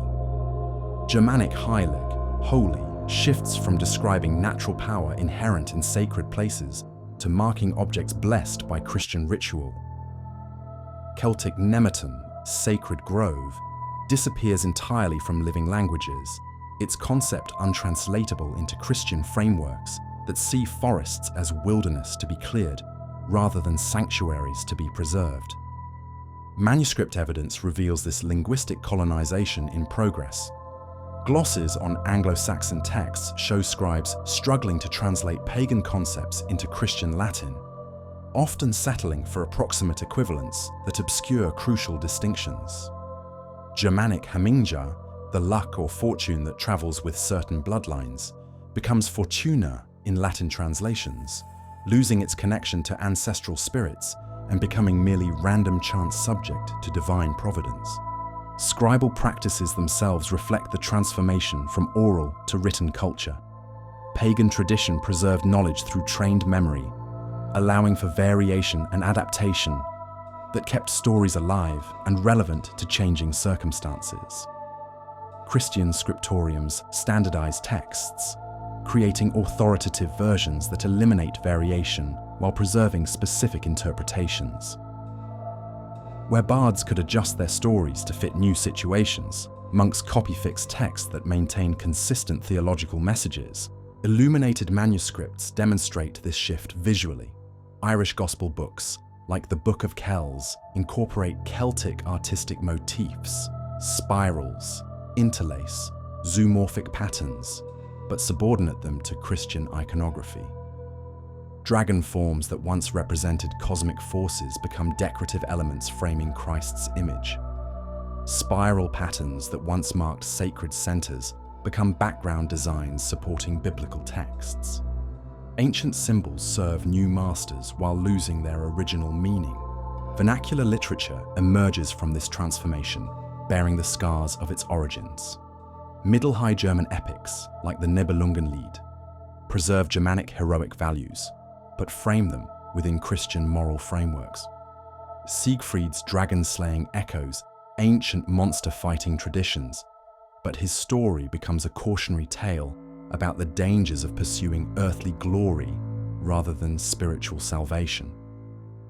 Kriemhild's revenge, which would have been justifiable under Germanic honor codes, becomes evidence of feminine evil that destroys entire kingdoms. Romance literature develops similar patterns, transforming Celtic otherworld journeys into Christian allegories. Arthurian quests that originally sought cauldrons of abundance or islands of eternal youth become searches for the Holy Grail or attempts to reach the New Jerusalem. Knights who once proved their worth through physical prowess now demonstrate spiritual purity. Magical helpers transform from autonomous supernatural beings into agents of divine providence. Chrétien de Troyes Perceval demonstrates this transformation perfectly. Celtic sources describe the Grail as a cauldron that provides food and drink without end, associated with goddesses who control life and death. Chrétien preserves the vessel's magical properties, but transforms it into the cup that caught Christ's blood at the crucifixion. Abundance becomes sacrament, feminine divine power becomes masculine sacrifice, and Celtic otherworld becomes Christian heaven. Archaeological evidence supports literary testimony about the transition from oral to written authority. Excavations at major Germanic cult sites like Gamla Uppsala reveal sudden breaks in depositional patterns during the conversion period. Votive offerings cease, ritual buildings are abandoned or destroyed, and new Christian structures rise on the same sites. Sacred spaces that had accumulated meaning through centuries of oral tradition are literally overwritten by ecclesiastical architecture. Runic inscriptions trace this transition with particular poignancy. Early Germanic runes preserve magical formulas, invocations to gods, and memorial verses that reflect oral poetic traditions. Later runic inscriptions increasingly feature Christian prayers, biblical verses, and Latin religious formulas. Ancient scripts serve new purposes while gradually losing their connection to older spiritual traditions. Skeletal evidence from cemetery excavations reveals changing burial practices that parallel literary transformation. Pagan graves contain weapons, jewelry, and food offerings that reflect beliefs about continuing existence after death. Christian burials eliminate grave goods while orienting bodies toward the east in anticipation of resurrection. Physical practices embody theological changes that manuscripts preserve in literary form. Paleographic analysis reveals how Christian scribes handle problematic pagan material. Margins of manuscripts contain glosses that explain away difficult passages, while interlinear notes provide alternative interpretations that contradict surface meanings. Scribes sometimes mark pagan references with crosses or other symbols indicating spiritual danger, warning readers against accepting ancient wisdom at face value. Textual variants demonstrate ongoing struggles between preservation and transformation. Multiple versions of the same stories show scribes gradually eliminating pagan elements through successive recopying. Each generation removes material that seems too dangerous, while adding Christian commentary that redirects remaining content toward acceptable purposes.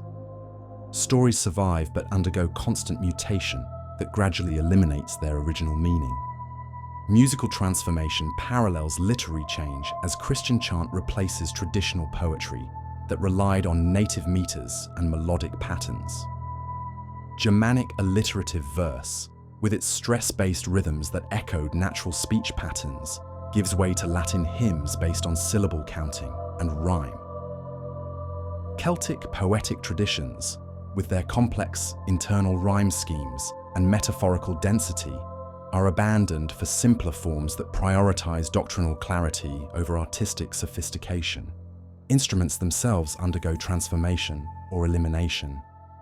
Germanic harps, which accompanied heroic poetry in mead halls, are replaced by organs that can fill cathedral spaces with sound appropriate to Christian worship. Celtic pipes and drums, associated with seasonal festivals and ritual celebrations, disappear from sacred contexts while surviving only in secular entertainment. Music becomes a vehicle for Christian instruction rather than communal memory. Performance contexts shift dramatically as professional entertainers replace traditional storytellers. Wandering minstrels who serve aristocratic courts differ fundamentally from bards who preserved tribal memory. Minstrels perform for payment and patronage, adapting their material to please audiences who want entertainment rather than education. Bards served as living libraries, their performances maintaining cultural continuity across generations. Audience expectations change accordingly. Medieval courtly audiences expect stories that reflect Christian values while providing exciting entertainment. They want heroes who demonstrate proper behavior rather than challenging established order. They seek confirmation of existing beliefs rather than preservation of alternative worldviews. Literature becomes a tool for social control rather than cultural transmission. Educational systems formalize this transformation as cathedral schools and universities replace traditional forms of knowledge transmission. Students learn Latin grammar rather than vernacular poetry, study written texts rather than memorizing oral traditions, and receive instruction from clerical teachers rather than cultural elders. Knowledge becomes property of institutions rather than living heritage of communities. Scholarly methods privilege written sources over oral testimony, creating hierarchies that devalue traditional knowledge. Ancient texts in Latin carry more authority than contemporary stories in vernacular languages. Biblical commentaries command more respect than folk wisdom. Academic theology trumps practical spirituality rooted in local traditions and seasonal observances. Legal evidence from church councils reveals systematic efforts to eliminate oral traditions that compete with written authority. Synods repeatedly condemn storytellers who preserve superstitious material, while supporting scribes who copy wholesome literature. Popular entertainers face increasing restrictions, while clerical authors receive institutional support and protection. Patronage systems favor writers who serve Christian purposes over those who maintain older traditions. Monasteries provide scriptorium facilities for copying religious texts, while secular storytellers must depend on uncertain aristocratic support. Economic incentives encourage literary production that serves ecclesiastical purposes while discouraging preservation of pagan material. Regional variations in this transformation process reveal different strategies for handling problematic heritage. Celtic monasteries developed sophisticated techniques for preserving ancient material while transforming its meaning, creating literary traditions that maintain cultural continuity while serving Christian purposes. Germanic territories pursue more aggressive elimination strategies, destroying or abandoning older material while importing Christian literature from Latin sources. Scandinavian regions, converting latest, develop unique synthesis approaches that preserve extensive pagan material within Christian frameworks. Icelandic family sagas maintain heroic values while acknowledging Christian moral standards. Norwegian kings' sagas trace royal genealogies back to ancient gods, while insisting that these figures were merely powerful magicians rather than divine beings. Linguistic analysis reveals how thoroughly this transformation penetrates cultural consciousness. Semantic shifts in key vocabulary reflect changing worldviews as pagan concepts become untranslatable within Christian frameworks. Words that once carried sacred meaning become secular or disappear entirely. New Christian terminology enters vernacular languages, carrying theological concepts that reshape how speakers understand reality. Comparative evidence from other conversion contexts confirms that European patterns reflect broader strategies rather than unique circumstances. Islamic transformations of pre-Islamic Arabic poetry demonstrate similar techniques of preservation through reinterpretation. Buddhist handling of earlier Hindu traditions shows comparable patterns of absorption and redirection. Yet something always escapes complete transformation. Folktales preserve narrative patterns that resist Christian reinterpretation. Seasonal customs maintain ritual structures that serve ancient purposes despite official theological explanations. Popular songs carry melodic traditions that echo pre-Christian musical styles. Language itself retains grammatical structures and metaphorical patterns that reflect older ways of understanding. Manuscript margins preserve this resistance in the form of doodles, jokes, and commentary that subvert official messages. Scribes insert personal observations that contradict theological orthodoxy. Illustrators include visual elements that restore suppressed meanings. Readers add notes that preserve alternative interpretations alongside authorized texts. Archaeological contexts reveal similar patterns of resistance and continuation. Christian churches built on pagan sites sometimes preserve older architectural elements that carry non-Christian meanings. Burial practices maintain traditional orientations despite official requirements. Settlement patterns continue to reflect sacred landscapes that predate Christian designation of holy places. Analysis of surviving oral traditions in remote regions shows how stories adapt to survive persecution while maintaining essential meanings. Fairy tales preserve mythological narratives in forms that appear harmless to authorities. Folk songs encode ritual knowledge in lyrics that seem purely entertaining. Traditional crafts maintain symbolic vocabularies that carry sacred information through apparently secular activities. But time inevitably favors written over oral authority. Generations that grow up reading rather than listening lose the skills needed to maintain traditional knowledge systems. Communities that depend on books rather than memory become vulnerable to loss when texts are destroyed or suppressed. Cultural transmission breaks down when living chains of teaching and learning are interrupted. Final victories belong to those who control written records. Official histories eliminate alternative accounts while establishing single authoritative narratives.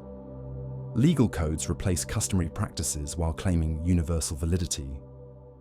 Theological texts define orthodox belief while condemning traditional wisdom as superstition or heresy. What survives to later periods bears only partial resemblance to original traditions. Stories maintain their surface excitement while losing their deeper meanings. Customs continue their seasonal patterns while forgetting their spiritual purposes.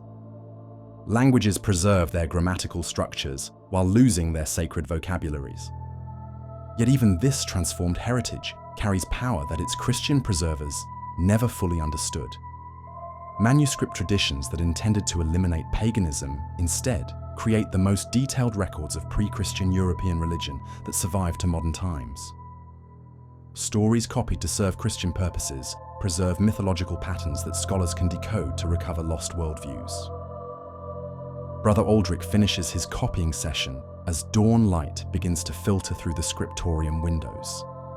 His vellum pages preserve Beowulf's story while transforming its meaning, maintaining the hero's glory while redirecting it toward Christian purposes. Ancient voices continue to speak through his careful script, but they say different words than their original speakers intended. This is how cultures die and are reborn, not through dramatic destruction, but through patient translation that maintains familiar forms while emptying them of original content. Written tradition conquers oral memory by preserving its surface while transforming its substance. Future generations inherit stories that look like their ancestors' heritage, but serve their conquerors' purposes. Our next chapter follows this preserved but transformed heritage into its most hidden refuges, tracing how ancient wisdom survived in forms so disguised that even its preservers failed to recognize what they were maintaining. Snow falls on the village of Padstow in Cornwall as midnight approaches on April 30th. Children peer from windows while adults gather in the square, their faces lit by torchlight as someone begins to sing an ancient song. Unite, and let us all unite, for summer is a come unto day. From the darkness emerges a creature of ribbons and horsehair, the Obios, dancing through streets that have known this ritual for 1,000 years. Officially, this is harmless May Day celebration. Unofficially, the old gods still ride through the night. Watch carefully how this works.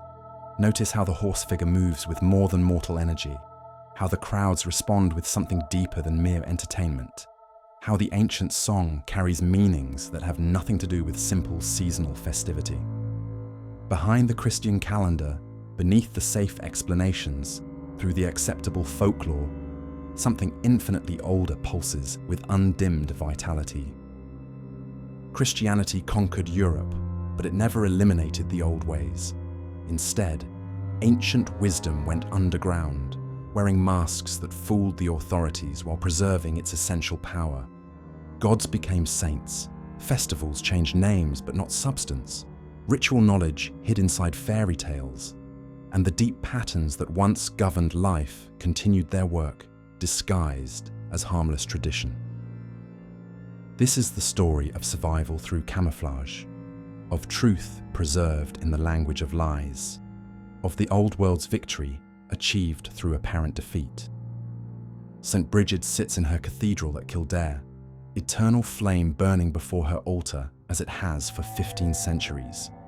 Pilgrims come seeking healing, blessing, inspiration for their craftwork and poetry. They see a Christian saint, beloved of God, intercessor for the faithful, but older eyes recognize the fire goddess, whose sacred flame must never be extinguished, whose wells still heal, whose feast day coincides exactly with Imbolc, the Celtic festival marking winter's end and the ewe's first milk. Bridget's transformation demonstrates the art of mythological camouflage.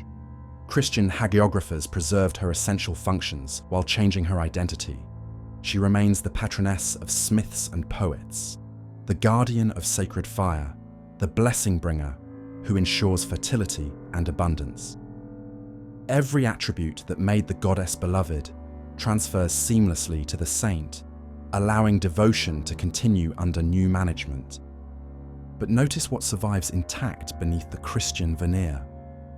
Pilgrims still tie rags to trees near Bridget's wells, an ancient practice for requesting healing that predates Christianity by millennia.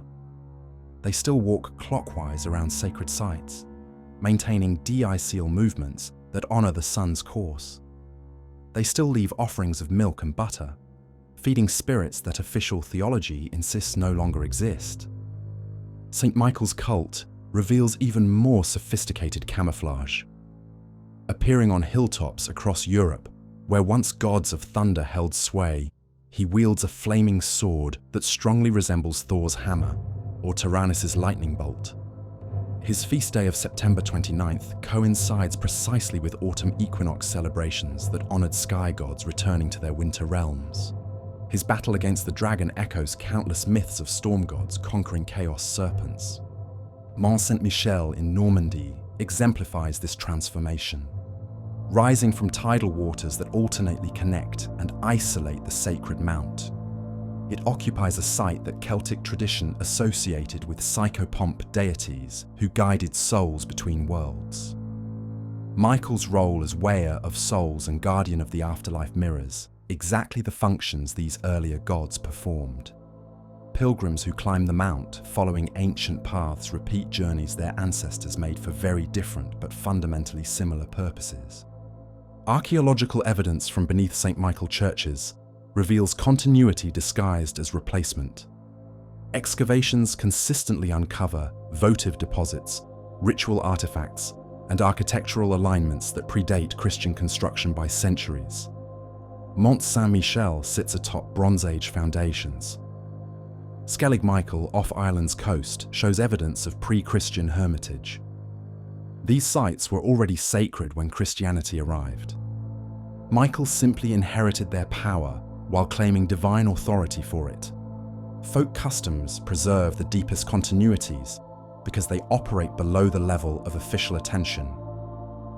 Christmas celebrations across Europe maintain midwinter traditions that long predate Christian influence. Yule logs burn with solar symbolism. Evergreen decorations bring life force indoors during winter's death. And gift-giving echoes ancient exchanges that bound communities together during the year's darkest days. Christmas trees themselves reveal layered meanings that escape theological oversight. Officially representing the tree of life from Eden, they carry much older associations with world trees that connected earth to heaven. Germanic families who bring fir trees indoors during winter solstice continue rituals that once honored Yggdrasil, the cosmic ash that held all worlds in its branches. Christian symbolism provides acceptable cover for observances that remain essentially pagan. Wassailing orchards on Twelfth Night preserves ancient tree blessing ceremonies under cover of harmless folk custom. Villagers still gather to sing to apple trees, pour cider on their roots, and make noise to drive away evil spirits. These practices maintain agricultural magic that ensures successful harvests. But nobody calls it magic anymore. Now it's tradition, heritage, quaint local custom, safe categories that allow ancient rituals to continue without attracting unwanted attention. Easter customs demonstrate similar patterns of preservation through disguise. Painted eggs and chocolate rabbits appear innocent enough to pass ecclesiastical scrutiny, but they carry fertility symbolism that connects directly to pre-Christian goddess traditions. Eosta's sacred animals and seasonal emblems survived the saint's appropriation of her festival, hiding in plain sight among church-approved celebrations. Hot cross buns reveal layered meanings that span millennia. Officially marking Christ's crucifixion, the cross-marked bread continues much older traditions of seasonal baking that honored solar cycles and agricultural rhythms. Roman families ate similar marked breads during spring festivals. Celtic bakers made cross-marked cakes for Beltane celebrations. Christian symbolism provides protective covering for practices that connect modern families to pre-Christian ancestors through unbroken chains of ritual repetition. Fairy tales preserve mythological narratives with remarkable fidelity, despite their apparently innocent entertainment value. Snow White and the Seven Dwarfs retains the complete structure of initiation myths where young women undergo death and rebirth experiences that transform them from maidens into wise women. Sleeping Beauty preserves otherworld journey patterns where protagonists enter timeless realms and return with wisdom that benefits their communities. Beauty and the Beast maintains ancient sacred marriage traditions where goddesses mate with animal form gods to ensure cosmic fertility. Cinderella echoes seasonal myths where earth goddesses emerge from winter's ashes to claim their rightful sovereignty. Fairy godmothers who provide magical assistance transparently continue goddess traditions, while glass slippers and pumpkin coaches carry symbolism that connects to pre-Christian seasonal celebrations. Notice how these stories operate on multiple levels simultaneously. Children hear entertaining adventures about brave protagonists overcoming obstacles through cleverness and courage. Adults recognize romantic narratives about love conquering adversity. But deeper patterns preserve initiatory wisdom that guided spiritual development in pre-Christian cultures. Fairy tales become vessels for transmitting ancient knowledge across generations that have forgotten its original context. Grimm Brothers' collection reveals this preservation process at work. Jakob and Wilhelm Grimm gathered stories from oral tradition, specifically because they recognized mythological content surviving in folk narrative. Their scholarly notes identify classical parallels, mythological motifs, and ancient religious themes that peasant storytellers maintained unconsciously.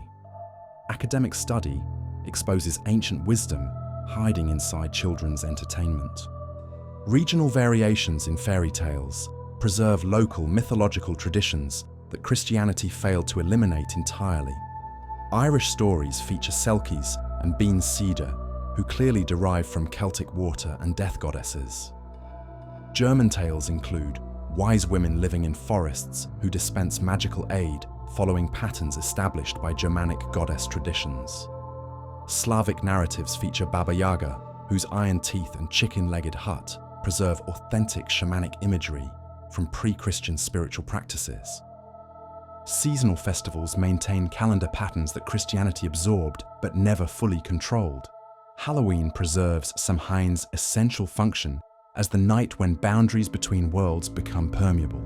Children who dress as supernatural beings and move through darkness, seeking treats from strangers, repeat ancient patterns of spirit visitation that once allowed the dead to return and refresh their connections with the living. May Day celebrations continue Beltane traditions despite official Christianization. Maypoles obviously represent phallic fertility symbols, dancing patterns, honor sexual energies that ensure agricultural abundance, and flower crowns connect celebrants to vegetation goddesses who control seasonal renewal. Morris dancing preserves ritual movements that were once sacred rather than merely entertaining, maintaining choreographed patterns that channel natural energies through human movement. Harvest festivals like Lugnasad survive as Labor Day celebrations that honor human skill and craftwork. County fairs that display agricultural abundance, handicraft competitions that reward traditional skills, and community gatherings that strengthen social bonds all continue functions that Celtic harvest festivals served for centuries before Christian influence. Lug's mastery of all crafts lives on in traditions that celebrate human creativity and technical excellence. Mystery plays performed during medieval church festivals provided sophisticated cover for mythological narratives that official theology condemned. Passion plays that depicted Christ's death and resurrection incorporated dramatic elements borrowed directly from ancient vegetation god ceremonies. Mystery cycles that traced biblical history from creation to judgment preserved narrative patterns that originally described cosmic cycles of creation, destruction, and renewal. Mummers plays demonstrate this preservation strategy with particular clarity. Performed during winter solstice seasons across Britain and Ireland, these folk dramas feature characters who die and are magically restored to life. St. George may slay the Turkish knight, but doctors with mysterious powers always resurrect the fallen hero. Christian saints provide acceptable names for dramatic roles that originally belonged to seasonal gods, whose deaths and resurrections ensured winter's passage and spring's return. Carnival traditions maintain pre-Lenten celebrations that Christianity appropriated but never fully domesticated. Mardi Gras festivities that feature masks, role reversals, and ritual license continue ancient Saturnalia patterns where normal social hierarchies temporarily collapse. Kings and queens chosen by chance govern mock realms for limited periods, echoing traditions where seasonal rulers embodied cosmic forces during transitional times. Venice's carnival demonstrates sophisticated preservation of ancient traditions under elaborate artistic disguise. Masked figures who move through the city during pre-Lenten celebrations repeat patterns established by Roman Saturnalia and Germanic berserker traditions. Anonymous identities created by artistic masks allow participants to embody supernatural energies without revealing their ordinary personalities. Ancient ecstatic practices survive as aesthetic performance that appears safely cultural rather than dangerously spiritual. Architecture preserves the most obvious continuities because church buildings often rise directly atop pagan sacred sites. Chartres Cathedral sits above a Celtic goddess sanctuary, whose underground chambers still attract pilgrims seeking healing from sacred wells. Canterbury Cathedral occupies a hilltop that Celtic druids considered sacred long before Augustine's arrival. Mont Saint-Michel crowns a tidal island that pre-Christian tradition associated with journeys to the other world. Church placement patterns across Europe reveal systematic appropriation of landscapes that earlier religions had already designated as sacred. Hilltop locations that honor sky gods, spring-fed sites that recognize water spirits, grove positions that acknowledge tree powers, all become Christian holy places while maintaining their essential sacred functions. Pilgrims still gather at the same locations their pre-Christian ancestors visited, following routes established by religious impulses that long predate Christian influence. Architectural details preserve even more specific continuities. Green man faces carved into church stonework across medieval Europe, obviously derived from vegetation god imagery that Christianity officially rejected. Spiral patterns in Celtic church decoration continue motifs that once marked sacred centers and seasonal turning points. Dragon-form decorations that adorn Romanesque churches preserve monster-fighting themes that originally honored gods who protected cosmic order against chaotic forces. Labyrinth patterns built into cathedral floors maintain maze designs that guided initiatory journeys in pre-Christian mystery traditions. Chartres Cathedral's labyrinth allows modern pilgrims to walk meditative paths that echo ancient practices of ritual movement designed to induce altered states of consciousness. Christian interpretation presents these as devotional exercises, but their essential function remains unchanged from pre-Christian spiritual practices. Musical traditions preserve melodic patterns and rhythmic structures that connect modern worship to ancient ritual practices. Gregorian chant incorporates modal systems that derive from classical Greek sources influenced by earlier Indo-European musical traditions. Celtic church music maintains pentatonic scales and ornamentation patterns that clearly connect to pre-Christian bardic performance.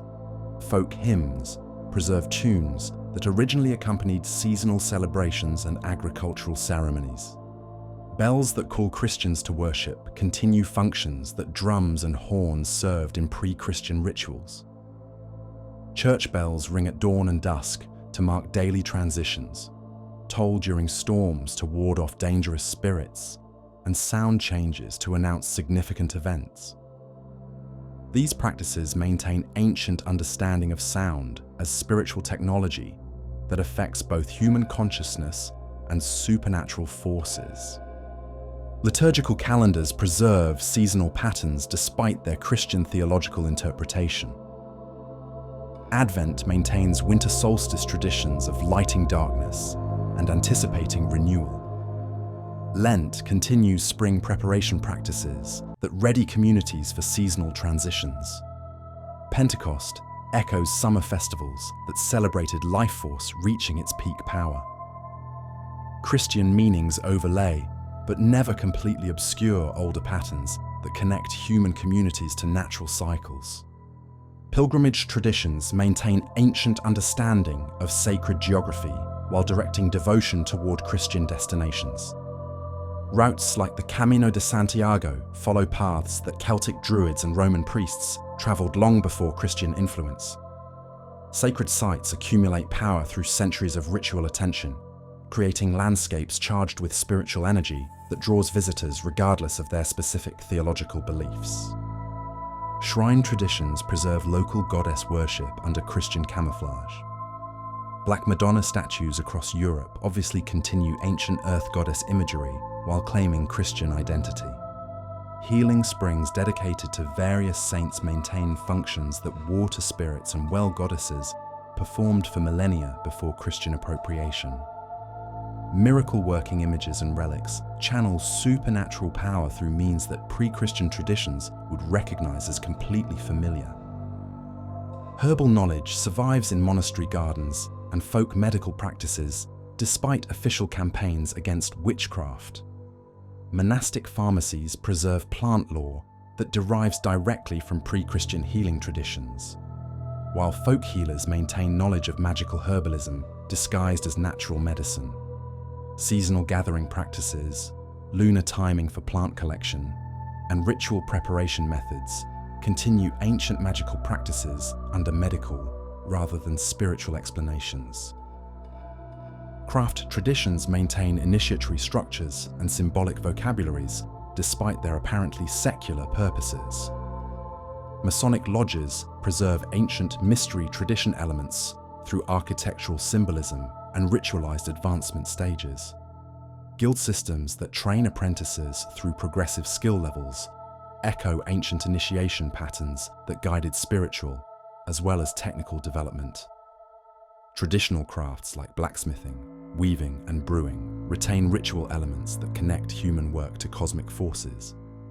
Storytelling traditions preserve ancient narrative patterns through professional entertainers who serve secular rather than religious purposes. Traveling musicians who perform at fairs and festivals maintain bardic functions while avoiding ecclesiastical oversight. Folk singers who preserve traditional ballads transmit cultural memory through apparently harmless entertainment. Oral tradition survives by abandoning sacred contexts while maintaining essential content. Regional folk traditions reveal how successfully ancient wisdom adapted to changed circumstances. Basque festivals maintain pre-Indo-European cultural elements that predate both Roman and Christian influence. Sami traditions preserve Arctic shamanic practices despite Lutheran missionary efforts. Celtic regions maintain Gaelic customs that encode pre-Christian spiritual knowledge in apparently secular cultural expression. Marriage customs preserve ancient understanding of sexual union as cosmic as well as personal activity. Hand-fasting ceremonies that predate church weddings continue pagan partnership traditions. Wedding rings maintain circular symbolism that connects marital bonds to eternal cycles.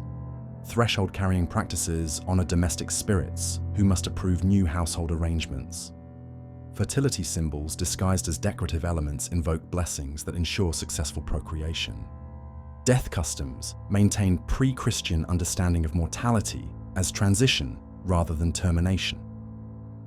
Wake traditions that feature feasting and storytelling continue ancient practices that honored the dead while strengthening community bonds among survivors. Cemetery placement patterns that orient graves towards sunrise preserve solar symbolism from pre-Christian burial practices. Memorial customs that mark anniversary dates maintain ongoing relationships with deceased family members. Children's games preserve ritual patterns and mythological content through apparently innocent play activities. Ring dances that feature seasonal songs maintain ancient circle practices that honored cosmic cycles. Counting rhymes that eliminate players through ritualized selection preserve divinatory techniques. Singing games that feature supernatural characters introduce children to mythological figures under safe entertainment disguises. Jump rope songs, clapping games, and playground chants transmit cultural content through oral tradition that operates completely outside official educational systems. Children unconsciously preserve ancient rhythmic patterns, mythological references, and ritual formulae through games that adults dismiss as meaningless entertainment. Folk tradition survives by hiding inside activities that authorities consider too trivial to regulate. Weather lore preserves astronomical knowledge and seasonal observations that guided agricultural activities for millennia before scientific meteorology. Farmers who plant according to moon phases maintain ancient understanding of celestial influences on earthly processes. Traditional sayings that predict weather changes preserve accumulated observations that helped communities survive seasonal challenges. Folk astronomy, disguised as practical advice, maintains knowledge that official culture no longer recognizes as significant. Cooking traditions preserve ritual knowledge through apparently mundane domestic activities. Holiday foods that feature specific ingredients, seasonal baking that follows ancient timing patterns, and ceremonial meals that strengthen family bonds all continue ancient practices that used food preparation as spiritual technology. Traditional recipes preserve ritual formulas while disguising magical practices as cultural heritage. Bread-making customs that honor grain spirits, brewing practices that acknowledge fermentation mysteries, and preservation techniques that capture seasonal abundance all maintain ancient understanding of food as sacred substance that connects human communities to natural forces. Kitchen witchcraft survives by operating through domestic activities that appear completely secular to outside observers. Regional dialects preserve linguistic structures and vocabulary items that carry pre-Christian cultural information. Place names that honor ancient gods survive because their meanings have been forgotten rather than eliminated. Traditional sayings that encode ancient wisdom persist because they appear to be harmless folk expressions. Linguistic patterns that reflect pre-Christian thought structures continue to influence how speakers understand reality. Nursery rhymes preserve fragments of ancient mythology through verses that appear to be nonsensical children's entertainment. Ring Around the Rosie may reference plague symptoms, but its circular dance pattern clearly derives from ancient ritual practices. London Bridge is Falling Down maintains bridge-building sacrifice traditions that honored construction spirits. Traditional verses transmit cultural memory through apparently meaningless songs that children learn automatically. Riddle traditions preserve ancient wisdom, teaching methods through intellectual puzzles that challenge listeners to perceive hidden meanings. Traditional riddles that describe familiar objects in unfamiliar terms maintain poetic techniques that druids and bards use to transmit secret knowledge. Metaphorical thinking exercises that appear to be simple entertainment actually preserve training methods for developing symbolic consciousness. Divination practices survive through apparently secular fortune-telling traditions that claim entertainment rather than spiritual purposes. Tarot cards that feature medieval imagery maintain ancient symbol systems despite their commercial presentation. Palm reading that analyzes hand characteristics continues ancient practices of reading bodily signs to determine character and fate. Crystal gazing and tea leaf reading preserve scrying traditions through methods that appear harmless to authorities. Board games preserve ancient symbolic systems and ritualized competition patterns. Chess maintains warfare symbolism that originally represented cosmic battles between order and chaos. Playing cards carry suit symbolism that connects to ancient elemental systems and seasonal cycles. Traditional games that feature ritual movement patterns and symbolic equipment continue ancient practices through apparently secular entertainment.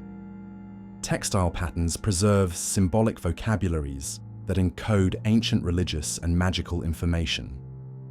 Celtic knotwork that appears in modern design maintains interlace patterns that originally marked sacred objects and ritual garments.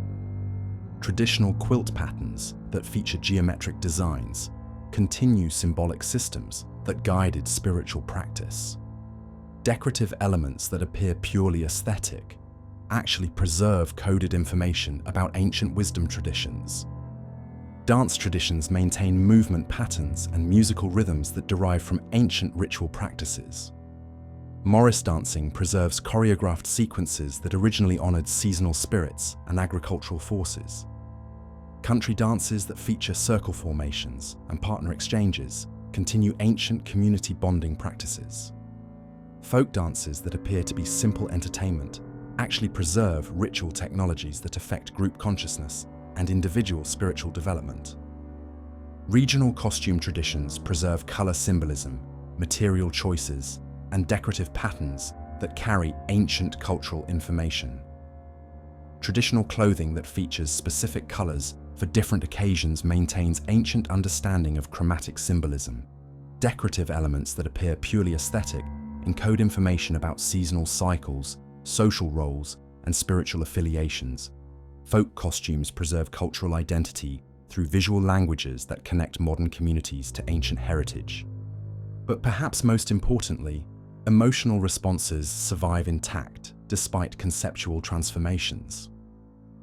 Standing stones still evoke awe and mystery, even when their original purposes have been forgotten. Sacred wells still inspire feelings of peace and healing, even when their guardian spirits are no longer acknowledged. Ancient festivals still generate excitement and community feeling, even when their mythological foundations are dismissed as superstition. Landscapes themselves preserve sacred power that transcends theological interpretation. Hilltops that once honored sky gods still elevate human consciousness toward transcendent experiences. Groves that sheltered ancient rituals still evoke feelings of natural sanctity. Springs that bubbled up from mysterious depths still suggest connections to unseen realms. Geographic features accumulate spiritual significance through centuries of human attention that survives changes in religious interpretation. This is how the old world won its final victory. Not through dramatic resistance that authorities could identify and suppress, but through patient adaptation that allowed ancient wisdom to survive by wearing acceptable masks. Gods became saints while maintaining their essential functions. Festivals changed names while preserving their seasonal purposes. Magical practices disguised themselves as folk customs while continuing to serve their original intentions. Christianity conquered Europe's surface, while the depths remained essentially pagan. Ancient patterns continue their work beneath Christian symbols, through folk traditions, inside apparently innocent entertainment, within domestic customs that appear completely secular. Old wisdom hides everywhere, in children's games, seasonal celebrations, architectural details, story patterns, musical rhythms, and landscape features that still pulse with power their creators recognized as divine. Brother Aldrich copied Christian texts while preserving pagan stories. Medieval peasants attended Mass while maintaining ancient customs. Modern people dismiss ancient wisdom while unconsciously participating in traditions that preserve it. Survival through disguise proves more effective than open resistance because authorities cannot eliminate what they fail to recognize. But now our story approaches its conclusion, where we must acknowledge what this victory cost and what it preserved. Ancient wisdom survived, but in forms that have lost much of their original power. Modern people inherit traditions they no longer understand, participate in customs whose purposes they have forgotten, live in landscapes whose sacred significance they cannot perceive. Our final chapter must weigh this survival against its losses, measuring what continuity preserved against what transformation destroyed, asking whether hidden persistence represents triumph or tragedy for the old world that Christianity claimed to eliminate, but never quite managed to erase completely.